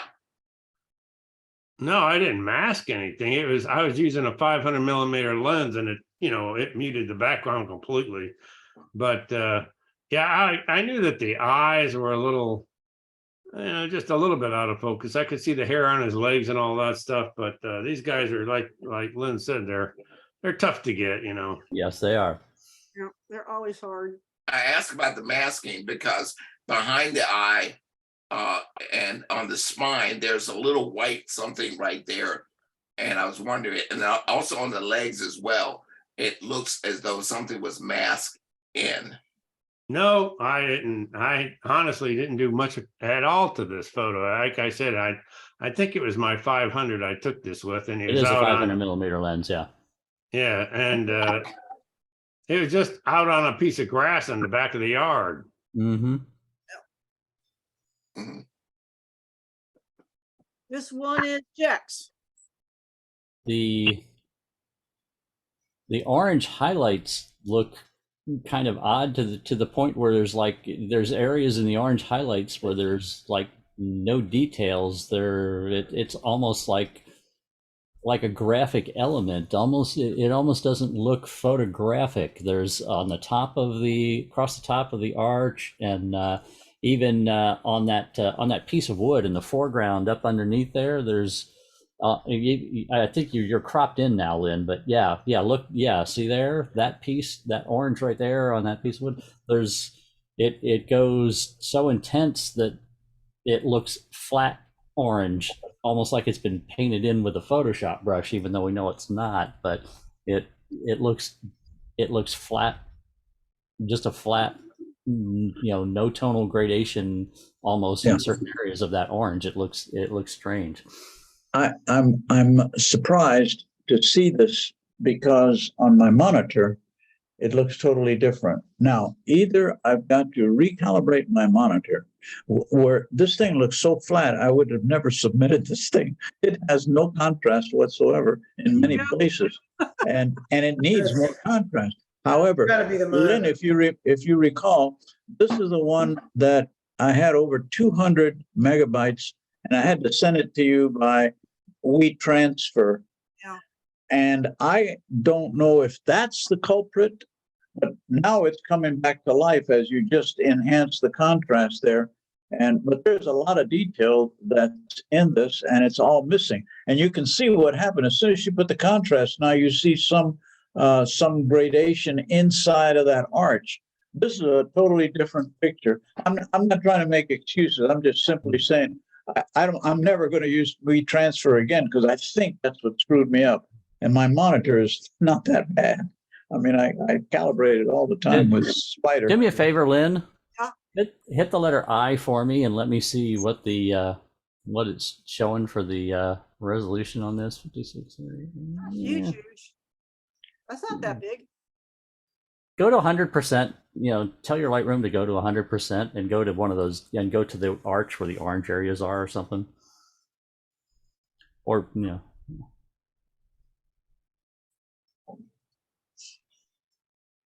yeah, it's still, see that orange area right there, top, yeah, right there. It's Yeah, like yeah. it almost looks like it's been, so it looks like it's been like selected and then filled with orange from from a color swatch in Photoshop almost. Yeah, because Wow. that would be a kind of strange. I don't know what's lighting that up. That's what's kind of weird. I don't know. There's some probably reflection from here. Yeah. Yes. In that, the bottom was lit up lighter than the rest of it, and I presumed it was the reflection from the rocks down below. But and that's the way it was in its natural state. Of course, I added contrast to it, no question about it, and I did highlight some of the bushes here and there to give it some texture and or enhance the texture. Yeah, you can see it a little bit better now that you've touched it, Lynn. But the way it was showing before you fiddled with those sliders, I would have never submitted that thing. I don't know what happened. Jack, I would check your monitor because I use WeTransfer to get my pictures printed with the guy who does my printing when Jim isn't doing it. And I've not had issues with it changing my color. Okay. So I would check your monitor. And I mean, like the pictures that Lynn posted for mine, they were all sent over on WeTransfer. Were they? Okay. Yeah. Maybe a color space got all whacked up in Photoshop where you printed from. Yeah, I don't know if if it was properly sent out in sRGB with the color profile embedded or not. Yeah, I didn't mean that as a criticism. I'm just saying that. I understand. I use WeTransfer a lot. Yeah, I'm quite disappointed the way it appeared because I would have never sent it. Jim, I have a question for you. Would have you preferred to see some sky underneath the ridge, or are you okay with it being up against the other land behind it? I didn't even think about it until you asked that question. So, I mean, because if you kind of either, I guess, got down lower or kind of walked down here where it's lower and got some sky in between it, it almost, the ridge is sort of, I mean, the arch is like, it's hard to see the arch because because of the land behind it. Yeah, I could have lowered the tripod and gotten some sky. You're right about that. No, it just have to be enough sky because you can't just have a little tiny sliver. You got to have to get low to get enough sky in between there so that it actually looks like an arch. Yeah. Guys, I know we're too short on time, but I would like to chime in on this. Go ahead. Jack, I find that this composition, and I'm not being mean intentionally, I find this composition not balanced. Not balanced? How? Not balanced at all. Your foreground that you give me is cut off. You give me just a little snippet of it, you cut it off. Your midground area there is your arch, but you force me through the arch. You force me through it, and then you give me sky. Right. So what you're doing is giving me, and you're giving me a bunch of color. I would like for you to, just for the sake of argument, transfer this to a black and white, so I don't have to compete with all those colors. I Just looked at black and white and I was unimpressed. You see that? Right. And see, the reason why I want to do this for a teaching moment, you Uh-huh. see how everything sort of comes together? Yeah. There is no real separation out, Right. and there's no real separation when you add color either. So compositionally, it's off. Okay. That's what I'm saying. So you're utilizing color in order to force a composition. Correct. Or to force the depth in the picture. Right. Yeah. Right. But the And image itself alone is not there. Go ahead, Jim. I'm sorry. No, and what Jack has encountered here is something, because you know, I go out in the Southwest a lot and get in these areas, you know, like this a lot, and that's one of the most challenging things that I've found, and you know, that is photographically disappointing in a lot of areas within the desert scenery like this. Creating that definition and that isolation of elements is difficult, if not impossible, in some scenes. You've got something that's really cool visually to your eye, but creating that definition and that separation that you need with that landscape that is so repetitive, you know, through the whole scene is very difficult to do. Yeah. Granted. Thank you, guys. Appreciate the comments. I'm just curious to see if this will make any difference. Yeah, I tried darkening it. I tried doing all sorts of things, but darkening didn't do it for me. Yeah, it's just. Yeah, I think if there was a little bit of sky behind there, that would have made all the difference in the world. It's still, the foreground's still the problem. This is, yeah. Yeah. It's this. It was too much in the picture. Everybody watch out, this one's gonna come and get you. Turkey vulture. I don't want to change anything about as far as cropping or anything like that. This is Jim Hagan's photograph. Yeah. Yes. Jim Hagan. Guilty. Yes, you are. What's it doing? I'm sorry? What's it doing? What's this bird? What's it doing? What's it doing? I called it looking for dinner. Right. This is a terrifying looking bird to start with. Yet you give me a portrait of it and you're relying on the title to carry this through. There's nothing happening with this bird. Okay. And that becomes a problem with this particular bird. We know it for looking like a menace, but to simply have a shot of it as a menace is not enough in order to describe the power of this in my opinion, awesome bird. Yeah, and also his face is not in focus, Jim. The focus looks like it's right here. So again, you need the eye to be in focus. Yeah, I wasn't able to have you, zoom in, when we were judging it, but I was questioning that right about the point of focus. It's and about, now that you've zoomed in, you confirmed my suspicion. Well, this particular bird was about 40 feet up in a pine tree, and along with 12 of his closest buddies. And I just picked this bird out because he was the most one in focus. My thought to this photo was the background. I thought, that's somewhat out of focus and that type of stuff. But again, I think this is a 500. And, I didn't know what to do with the background. I thought I'd darken it or something. But yeah, that's, I thought the bird was okay. Actually, I couldn't see his eyes well enough to say that they were out of focus. Well, Jim, that's not what I'm saying. Whether the bird's eyes are in focus, out of focus, oftentimes we get way too hung up on it at times. But what I'm getting at is the bird's not doing anything. There's no gesture. He's looking for gesture, Jim. So the bird is like, if he had his foot up a little bit, or if he had a wing out or something, that he rather than just standing there. I mean, yeah. All right. Turkey vultures do a lot of just standing there looking around. Well, that's exactly what he's doing. He was looking for something. Yeah. Oh, okay. This one is Karen. Karen, Yes. I love you, but you lost me on this one. What do you mean?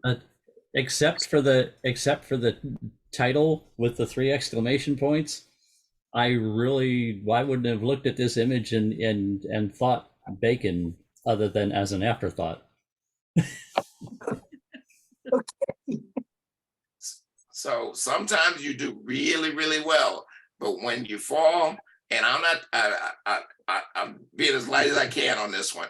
When you fall, this was a fall. Okay. All right. However, this was a pick-me-upper. This was Dom. Dom's first one. Dom?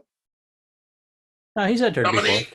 No, He entered last month. I entered something last time. Yeah, he entered something. He entered a that's beautiful right. architectural image last month. That's right, I forgot about that. Yeah.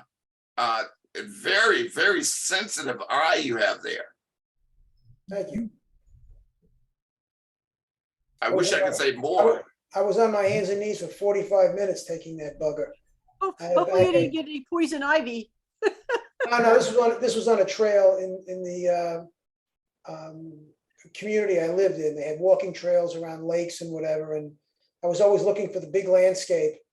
And I just happened to see this little bugger growing out of a dead stump. Yep. And it just attracted me. Yeah. Perfect. Very nice contrast and Texture. yep. Well done. Sorry? Yep. Somebody said something?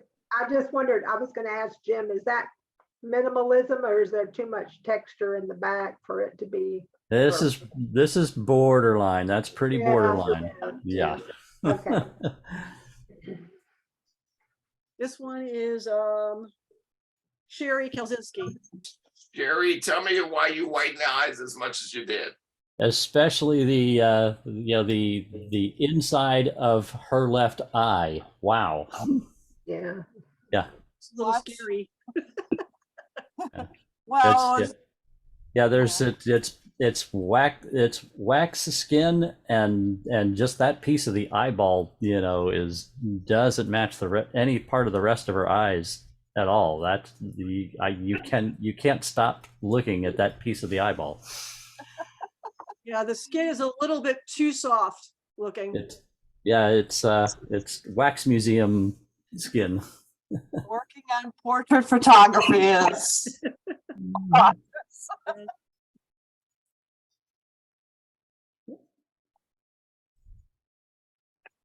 This one is Kathy. That's a nice composition that works well in black and white. Yes, it does.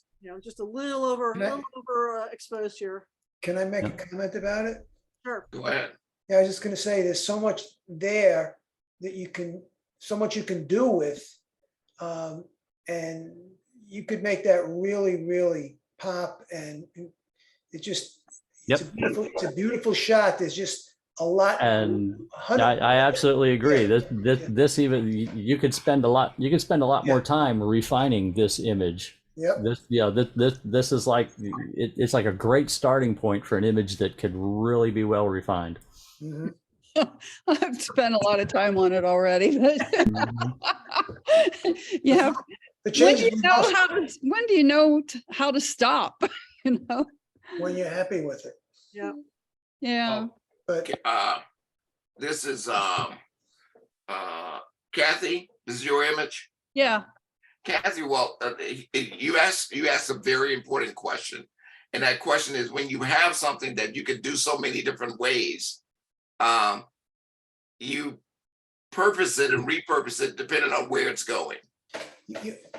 One thing, for example, you have over the mountains there, you've got the darker shade on the left and you've got the white clouds. So you could have darkened that up just a tad more to give you more contrast there and bring out, give you a little more impact. And then on the right side, you've got the lighter shade of mountains, and that sky could have been darkened up appreciably to give you more contrast between the mountains and the sky.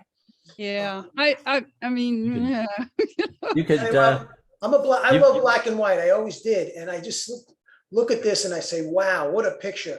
I would spend a week on this. I was gonna say, I was about to say, you could sit down and spend an enjoyable day exercising your dodging and burning skills all over this thing. Yeah. And I have it printed and I changed it from the print and this is lighter than the print turned out to be, but you know, it's just a different version, that's all. Yeah, so. Adding some depth there just by Yeah. adding a Yeah, little- via dodging and burning, this thing could be reinterpreted, you know, so many ways. That's a 10 if it's worked on. Yep. Okay, thank you. Because it just adding a little bit of light in certain places and a little dark in other places just makes it much more more depth. Okay. I'll keep working. Let's move on. Yes, we Where all is that photo taken? The Breccia. Yeah. It was out in Wyoming at some remote lake. I was gonna say, it looks almost like New Mexico. It's pretty. No, it's Wyoming, Shoshone National Park or National Forest. It's on the I'm- map, but yeah, it's not some place that a lot of people go. This one is Fong's. And I'm not sure. And I see this image, and I've seen some other images from Fong in the last couple exhibitions, and I'm seeing a definite stylistic trend that she's going with here. You know, I've seen enough images in this that she's done this to now to see that it's apparently a style she's working with or experimenting with, and it is very heavy-handed. I'll say that. Yes, way heavy-handed. Yeah, That's very. that's a conservative way of putting it. This one is Sherry. Just having fun. There's a whole lot going on there that there's a lot to take in and figure out. Is this altered reality or? Oh, yeah. Yes. Okay, Yes. thank you. No, I think that's real. You've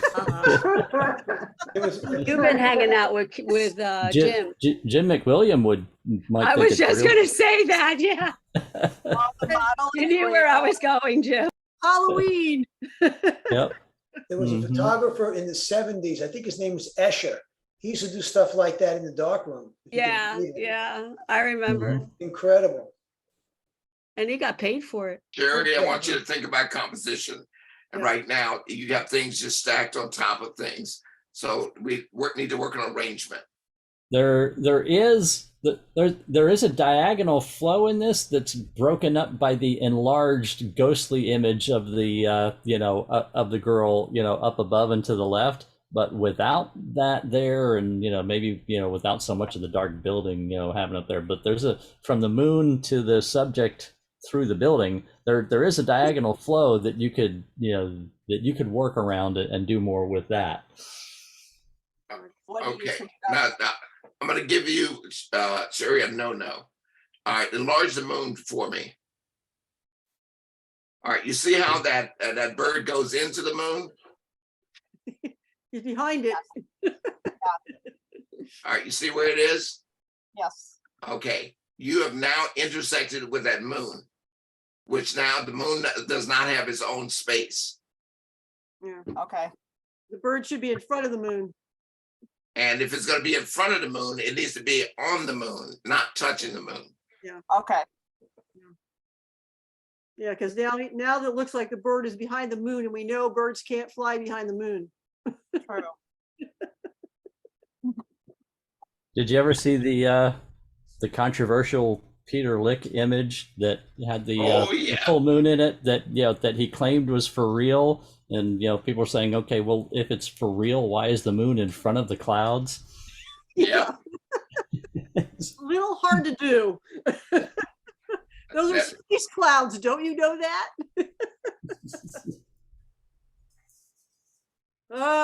This is Fong again. It just needs a Yes, little- pull that. Yes. Yes. It doesn't have to go that far, but that building on the that comes in, that white building that comes in on the far left side, you got to take. Yeah, that's much better. Wouldn't Much you bring better. the Thank sky you. in? Wouldn't you bring the sky down a little?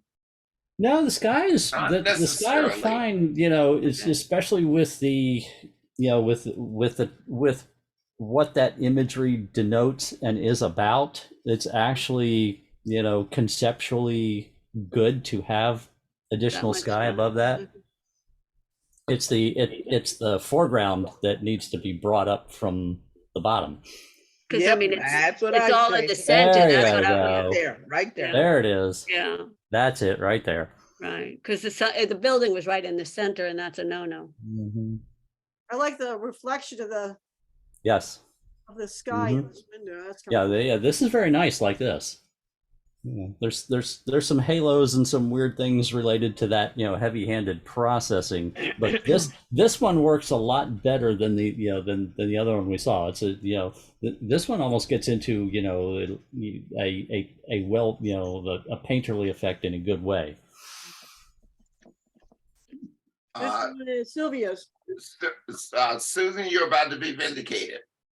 Yeah, he's gonna. So now I'm getting ready to tear down. What's your sister's name? Sylvia.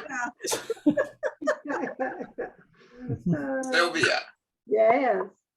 What you've done is, you know how you when you say something to someone and then you start explaining it, and then the people say, "I got it the first time," and you go on and on and on. Mm-hmm. Okay. What's the title of this? Be a leader. Be a leader. And then you gave me space on the right hand side, and then you gave me extra space and extra space. Crop this to a square.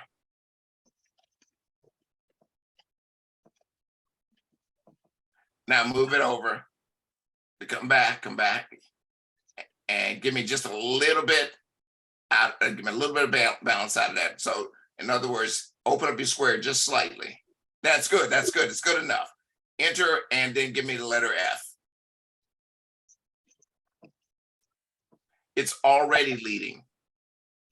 Okay, so he didn't need that much space around it. No, it doesn't. Okay. You could take that crop and put it a 4x5 crop and switch it from a 1x1 to a 4x5 and now X. and then flip it. Hit X. X. Letter X. There you go. Now just stretch it out a little bit in front of that. There you go. But I don't need all that other stuff around it. So that's it right there. Okay. So thank you. That's what I mean by explaining it. You've already said leader. Gotcha. Diana Rao. I like this. I know it's the way it really was, but I would still remove that stick that hits him in the front wrist. Oh, okay. Those darn cats, you know, they just don't understand that there's, you know, merges with their feet. Darn it. I think that's beautiful. Very graphic. Yep. It is, and I want let me see, trying to remember the name. Sure tells. Who was that I was talking about the moonshot? We were talking about Peter Lick. No, the person who did the moonshot. The bird. Her name is Valerie. The person. Valerie. Oh, No, our member Sherry. that did the moon photo. Yeah. Okay. Yes. All right. Yeah. What's got her it. name? I don't know what you're talking about. The person who we just did the moonshot. That was Sherry. Sherry. Sherry. That was Sherry. Is Sherry still here? Yep. I think so. Sherry is here? Or did she leave? Might have left. Yeah, she left. I was going to talk about that intersection with the leg and the branch. It's the same thing when you have it seems like it's a continuation, but she left. Okay. I wanted to show you guys this other mask thing that if you go into the mask and you pick objects, then you have a choice of the paintbrush or a square.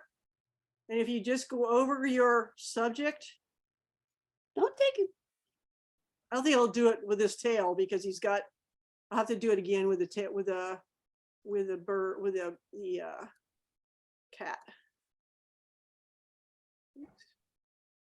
Just roughly go over him. Voila. So what did you just do, Lynn? I'm sorry. This is the new masking. There is Object now- detection, There's now an object detector. object detection. So it's down here, it's called objects. Uh-huh. And you click on that and then you can pick between a paintbrush right here or a square. It's a lot harder with the square. I tried a couple of times with the square. Okay. I kept missing part of him. This is kind of hard because he's kind of. Oh, so you're painting it on. Just Okay. paint on the mask roughly. Yeah, you don't have to be exact. You have to be even. exact. Oh, And nice. voila. Wow. So, it's sort of, because it was intersecting with the branch, it kind of pulled the branch in too. But that's. Yeah, but you can another- subtract. So how would you subtract there? Go to the little dot? Subtract Okay, with go the there, brush. get a brush. Yeah, It off. cool. Obviously, because his tail is disconnected, it doesn't think it's part of him, but Right. and there's a little bit of Yeah. under here in the You wood. could you do add and do object and get the tail added in it? Yeah, or- yeah, you could Yep. add Yes, you can. the tail, just like this. I haven't looked yet. Is that available in Photoshop? I know some of them are, but Yeah, some of it's over in ACR, okay. but it's so much easier over here. That's really nice. ACR. There is, it's the there has been for a long time an object selection tool in Photoshop that works very similarly. Yeah, but I don't remember allowing you just to brush over it Yeah, this like is, that. yeah, there's one, there's a couple of different places to do the object. Yeah, and one that- that you can brush, the other one wasn't, it would do it all by itself. And Yeah, the brushing over it is a new enhancement over what the tool in Photoshop used to do. Yeah. So other than that, because I mean, this photo was printed in 2 magazines, so that's why I was a little, and nobody, they didn't say, well, obviously they don't give you a critique, but I don't know. That's just the only issue would be just. I think it's a beautiful shot, Diane. Thank you. This one I would have called mirror image. Yeah, I didn't know what to call it. It was It 11:45 and I knew. It almost looks like he's looking in the mirror, Yeah. but it's got some like weird stuff going on here. Yeah, there's a lot of weird artifacts on those edges. Yeah. Okay, so, yeah. This is Yeah, where. you could, do it. Just zoom in real quick on that, Lynn. Oh well. I was worried about the halos. Yeah, 'cause look at the edges. Look at that. Look at the Yeah. neck where you see that. What do Yeah. I do with that? Well, that has to do with how you masked it in the first place to do the effect on the background. I didn't do the effect. That's basically the background. I didn't, I mean, it was a That's- blurred background. Yeah, and it blurred right into the animal. So what can I do to fix it? Better masking. Yeah, this is definitely a masking error here.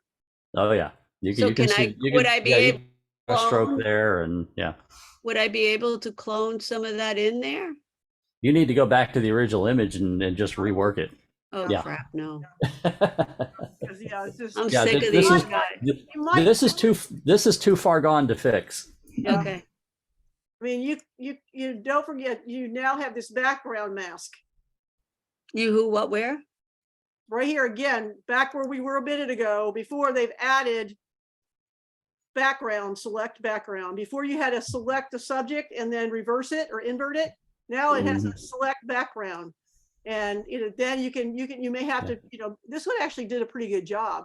I mean, again, though, it's shaving the hair off the neck of the animal, partially because it's already blurry. It can't tell where blurry, where the edges are because it's blurry to start off with. There's a little bit of, a little bit going on the nose right here, but yeah, this actually works. This background selection works pretty well. So I could use that, Jim, to fix it, or just go back to the go beginning? back to the original image and use No, you that, see, and then this is- start doing your effect. Okay, Edges got are it. Not distinct enough for it to figure out where it is. Yeah, okay. You can create a selection and then look at the channel and you can add or remove as Yeah. needed. Yeah. This one is Lee Wins. Very nice. Beautiful. Are the eyes in focus or it's just because it's, Yeah, they're in They focus. are. yeah, Yes, they are. you bet. I, Mhm. They are. I only have one issue with this image, and that's camera right over the paw on the right-hand side. On the back side of the paw, move your cursor up and to the left right there. To the left, to the left, to the left. Go back, back, back, back, right there, that little area right there. And that could be taken out. You see where it's the separation of it. Yeah. That's it right there. That fuzzy spot right there. How do you fix that? Clone it out. Yeah. See. See how good this does. That's Not great, but It's not bad. So it's better than the Band-Aid tool. yeah. We could, oh, I know, let's try the clone stamp. I haven't even tried that one yet.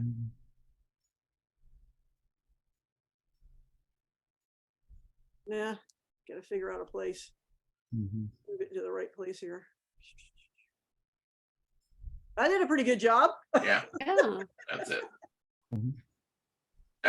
It was just a slight disturbance in the background. Disturbance in the force. yeah, and also right where that little stick is and it meets there, you can see there's, you know, this was masked too, and there's still some edge artifacts from the mask. Right here as well. Yeah. Yeah, it was masked to blur the background, and there's edge artifacts from the mask. If This you're gonna one do that, do it cleanly and do it well. This is Lourdes'. Mm-hmm. I don't know if they're still here. Yes, I'm here. Just a little you very much. overexposed. I don't know. Lee might need to calibrate his monitor. It's a little different because Hey, body looks a hey, little. Lynn. Yeah. Do a select subject and then just brighten a little bit. Select subject. Oh, There you go. yeah. And then just bring up the exposure on that just a little bit. There you go. It's weird. Yeah. There's Not also necessarily that much, a but new part of this. Yeah, there's also a new thing in here where you can it'll actually select the people. Mm-hmm. Let me get rid of this. And let's see what it says. See right here down at the bottom, it's selected person. If you have multiple people in your picture, it will select all the different people. Wow. And then you can work on each individual person. And when you have all these choices of things that you can work on. You can mask his hair, you can mask his teeth, you can mask his lips, you can mask his iris and his pupils, his his eyebrows, his skin, or his face, or his entire body. Yeah, this is all brand new. So if you've got a person, you could just pick body skin on that and just give it a little exposure pop. Yeah. Just pick his body, create the mask, and then just there you go. Wow, that is really cool. Yeah, they have gone crazy with this masking thing. Yeah. They're Wow. gonna put themselves out of business with Photoshop. They don't care. The graphics people use They're- Photoshop. They You're would rather not have us in there. you're paying the $9.99 a month whether you use Photoshop or not. If it Yeah, doesn't you're have, right. if it doesn't have layers, it'll never be as good as Photoshop. No, I know. I still like it better. This Depends on one what you again is got. a little too. Again, But it's not- automatically pick the person. Yeah, but it's nice not to have to always go to Photoshop for small things. Yeah. Yeah, but 90% of Right there, the clouds. they'll be these changes will be in ACR pretty soon if they're not all there now. I think most of them are in ACR. Yeah. What's ACR? Adobe Camera Raw. It's like Lightroom in Photoshop. When you're in Photoshop, you can open it up as a filter and you have all those choices. It's what the develop module in Lightroom was born from originally. Oh, okay. And this one, There's a fantastic triangle pyramid composition in this with that you just need to crop some of the sky down and really make that triangle prominent. Boom, there you go. Now look at that. Look at how dynamic that is. Look at how that fills the frame and gives you that action. That extra sky above it was diminishing what you had there. Oh, okay. Lee? Yes, sir. That's great right there. From a composition standpoint. Make the subject pop a little more. Lynn, you can do that. Like I say, they just make the subject pop a little more out of that. The subject is very much in the same tonal value as far as how dark it is with the background. Just pop him out of there a little bit. Yeah, there you go. There you go. It's like you had a flash on him. Yep. Nice. Fill flash. Fill flash. Bam. Digital fill flash. Cool. Nice. Yeah, great low angle. Yep. Thank you. This was Jan's. Great abstract. Yes, beautiful. Thank you. Good eye. Good catching it. Thanks. I love to look around when I'm downtown and just look at the buildings and just look for this kind of stuff. And it's hard. Sometimes it's hard to find something that isn't too plain. This was gorgeous. I mean, the combination. Nice complementary colors too. Yeah. And all the different patterns. Yep. Thanks. Very graphic in nature as far as like graphic design. Yeah. Nice. Lynn, on this one, I want to flip it horizontally. You want to flip it? Yes. I didn't do it. H. How you flip these? There is a go under view, I believe. You. The screen. It's under photo, I think. Is it photo? It's photo. I never Flip horizontally, flip vertically. There it is. Yeah. It doesn't have a code. Huh? Why flip it? I like that actually. Yeah, it does look at Because I would actually move into it. Yeah, I agree with that. It was just too bright here. Oh yeah, that too. Yeah. That the tree branch in the other corner definitely needs to go away. No, in the lower corner. On the left. No. On the Other bottom. corner. There. That's got to go away. And even the one behind the rock.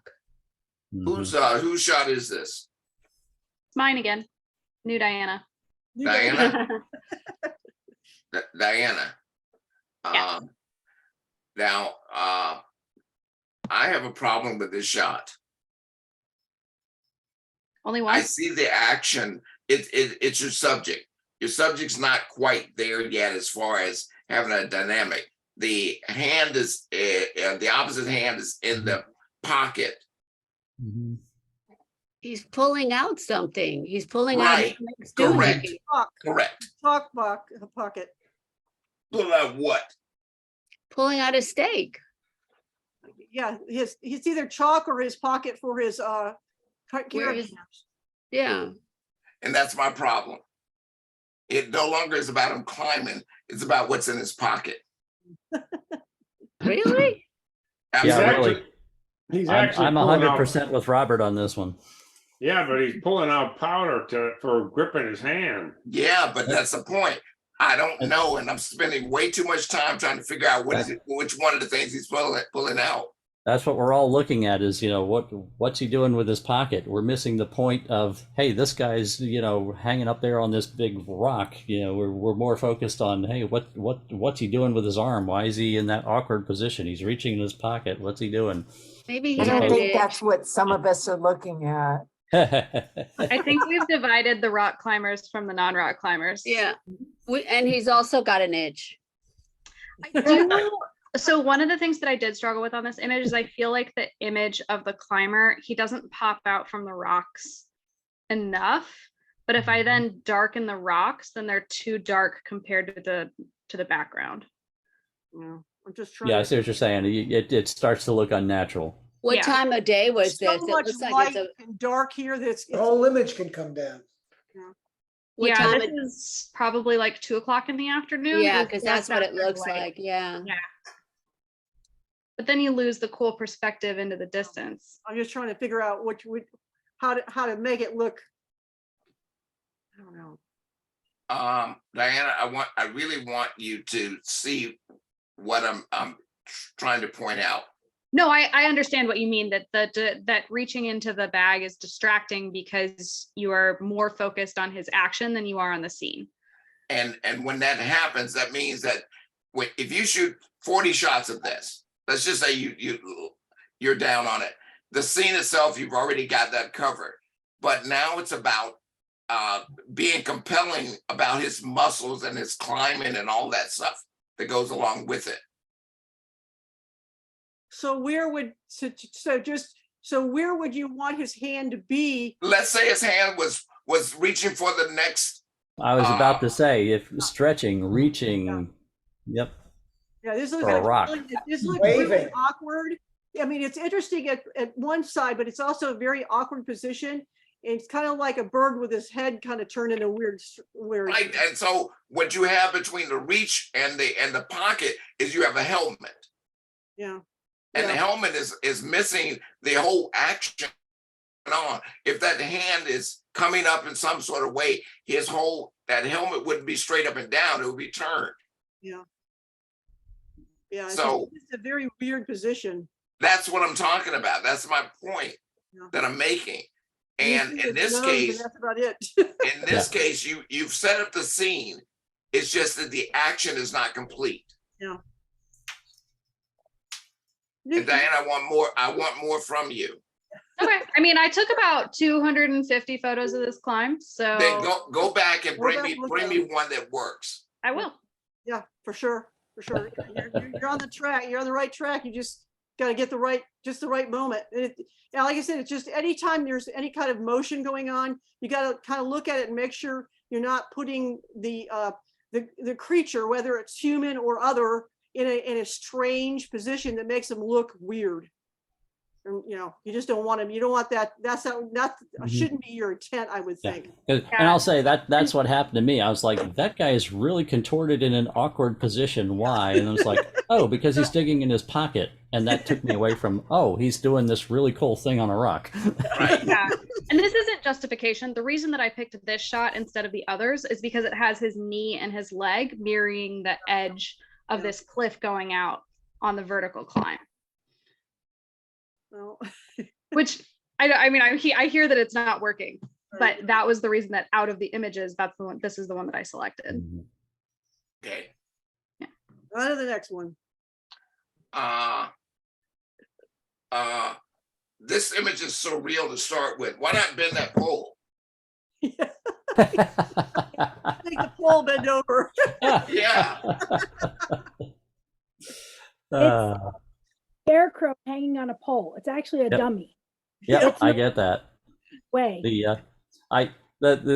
compositionally though, bent pole or no bent pole, what the issue I have with this is the shrubbery at his feet. That really detracts from the fact that it looks like he's flying through the air, swinging around the pole. I get to that and everything stops when I get to that piece of shrubbery down there by his foot. Yeah, I cut out a lot of it. There was this is actually a shot in Cambria in California, and they've got a lot of trees around it. And I tried to cut out as much as I could. Just trying to see if we could.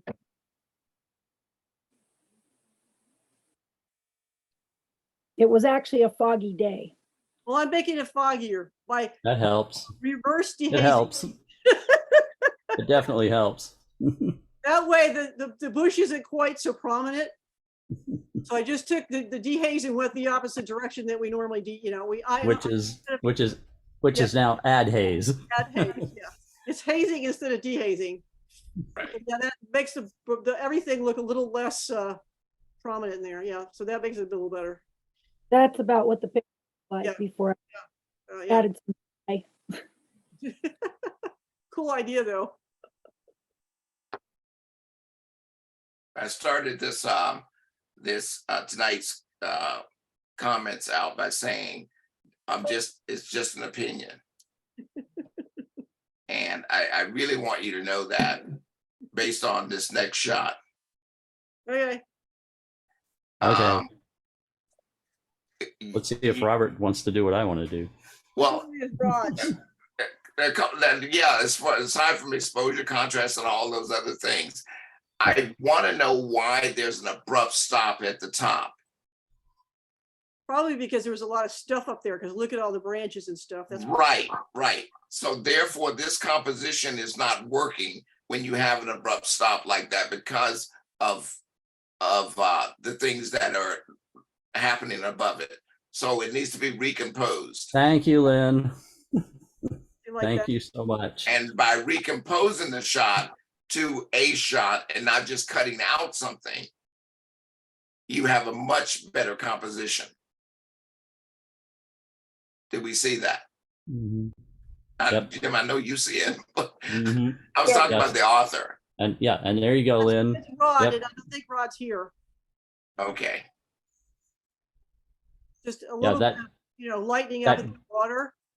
that great big rock covered with the orange needles on the left side specifically was one of the worst offenders. That Right. That takes so much away from that sweeping curve and flow of that stream when you have that over on the Mhm. Follows the stream. The rock that's there in the foreground right now, that's a nice foreground element for this with the curve of the stream above that now. Mhm. Whose photo is this? I feel like I'd seen that water photo somewhere, like exactly the same. Who was This this? is Rod's. Maybe it's on his website. Okay. Yeah. I love this one. Me too. I like this. It's great. Mhm. Yep, very nice. I was taking a walk, and I was going along the trail at Lettuce Lake Park and saw these leaves on the ground, and I got down with the camera and there were two of them, but the other one was more flat, and I'm like, wait a minute, let's get rid of the other one and just take a picture of that. And when I looked at because I wasn't standing above it, I didn't realize, because the camera I had sitting on the ground, and I didn't realize until I got it home and looked at it that it looked like it was walking. So That's so funny that you say that was at Lettuce Lake Park. I went to Lettuce Lake Park with a student, and that's specifically what she was working on, was low angle pictures of isolating leaves. I was like, oh, and we did that at Lettuce Lake Park. What's Lettuce Lake Park looking like now? it's fine. I mean, are there any birds? Still a little deep. Well, I haven't been there since last Wednesday. It was still a little deep for water birds because the water was too high. Okay. The day we were there, Uh-huh. not in the parking lot we were parked in, but a different parking lot, somebody smashed out the driver's side window of every car in one of the parking lots. Are you serious? No. Is that my phone? I don't know. This one is Valerie's. And unlike my shot, this one needs less cropping instead of more cropping. Yeah, you That foot is cut off. We amputated some toes. That looks painful. Yeah. Ouchie.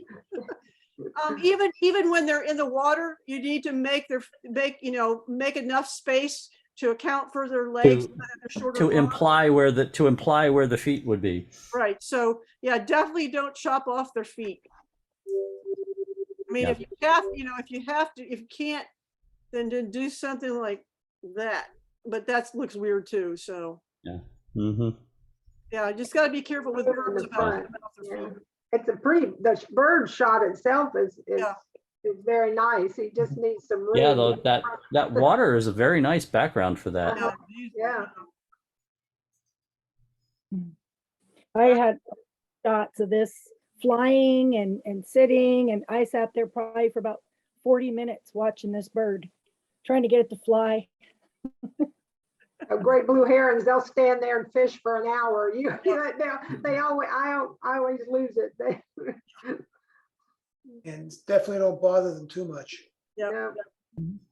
Last but not least, this one is berries. Yeah. A little less water. Yep, that's nice. A nice shot. Yeah, don't, the I would. dragon boats, the title for the dragon boats, they're not a big, I mean, but once you see the title, your eye That's goes a- to the boat, but That's a beautiful scene, beautiful, Yeah, beautiful yeah. lighting, beautiful sky, reflections in the water.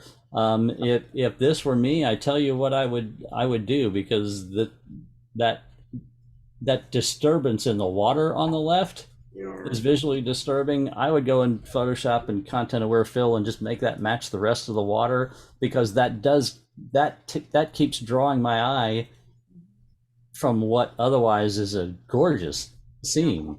But that disturbance in the water, just disturbs the scene. I would make that go away in Photoshop if it were me.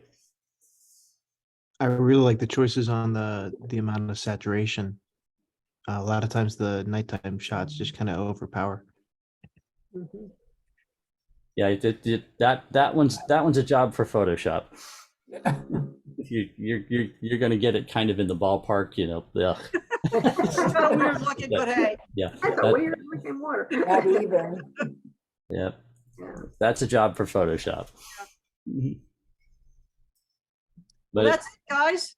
But it wouldn't be too hard. That wouldn't be too hard in Photoshop. Yeah, not too bad. And what you wouldn't, and just so you know, if you were doing it, you wouldn't do it in one fell swoop either. You'd go piece by piece. That would be about a 4 or 5 section, fix. 4 or 5 pieces, break it up into about 4 or 5 pieces and fix it.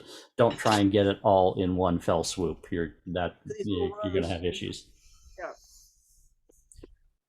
That's it, guys. Great. Night, everybody. My stomach is grumbling. Have a Good great night. weekend. Thank you. Thanks, everyone. Bye. Bye, guys. Everybody. That was a good one tonight. Yeah.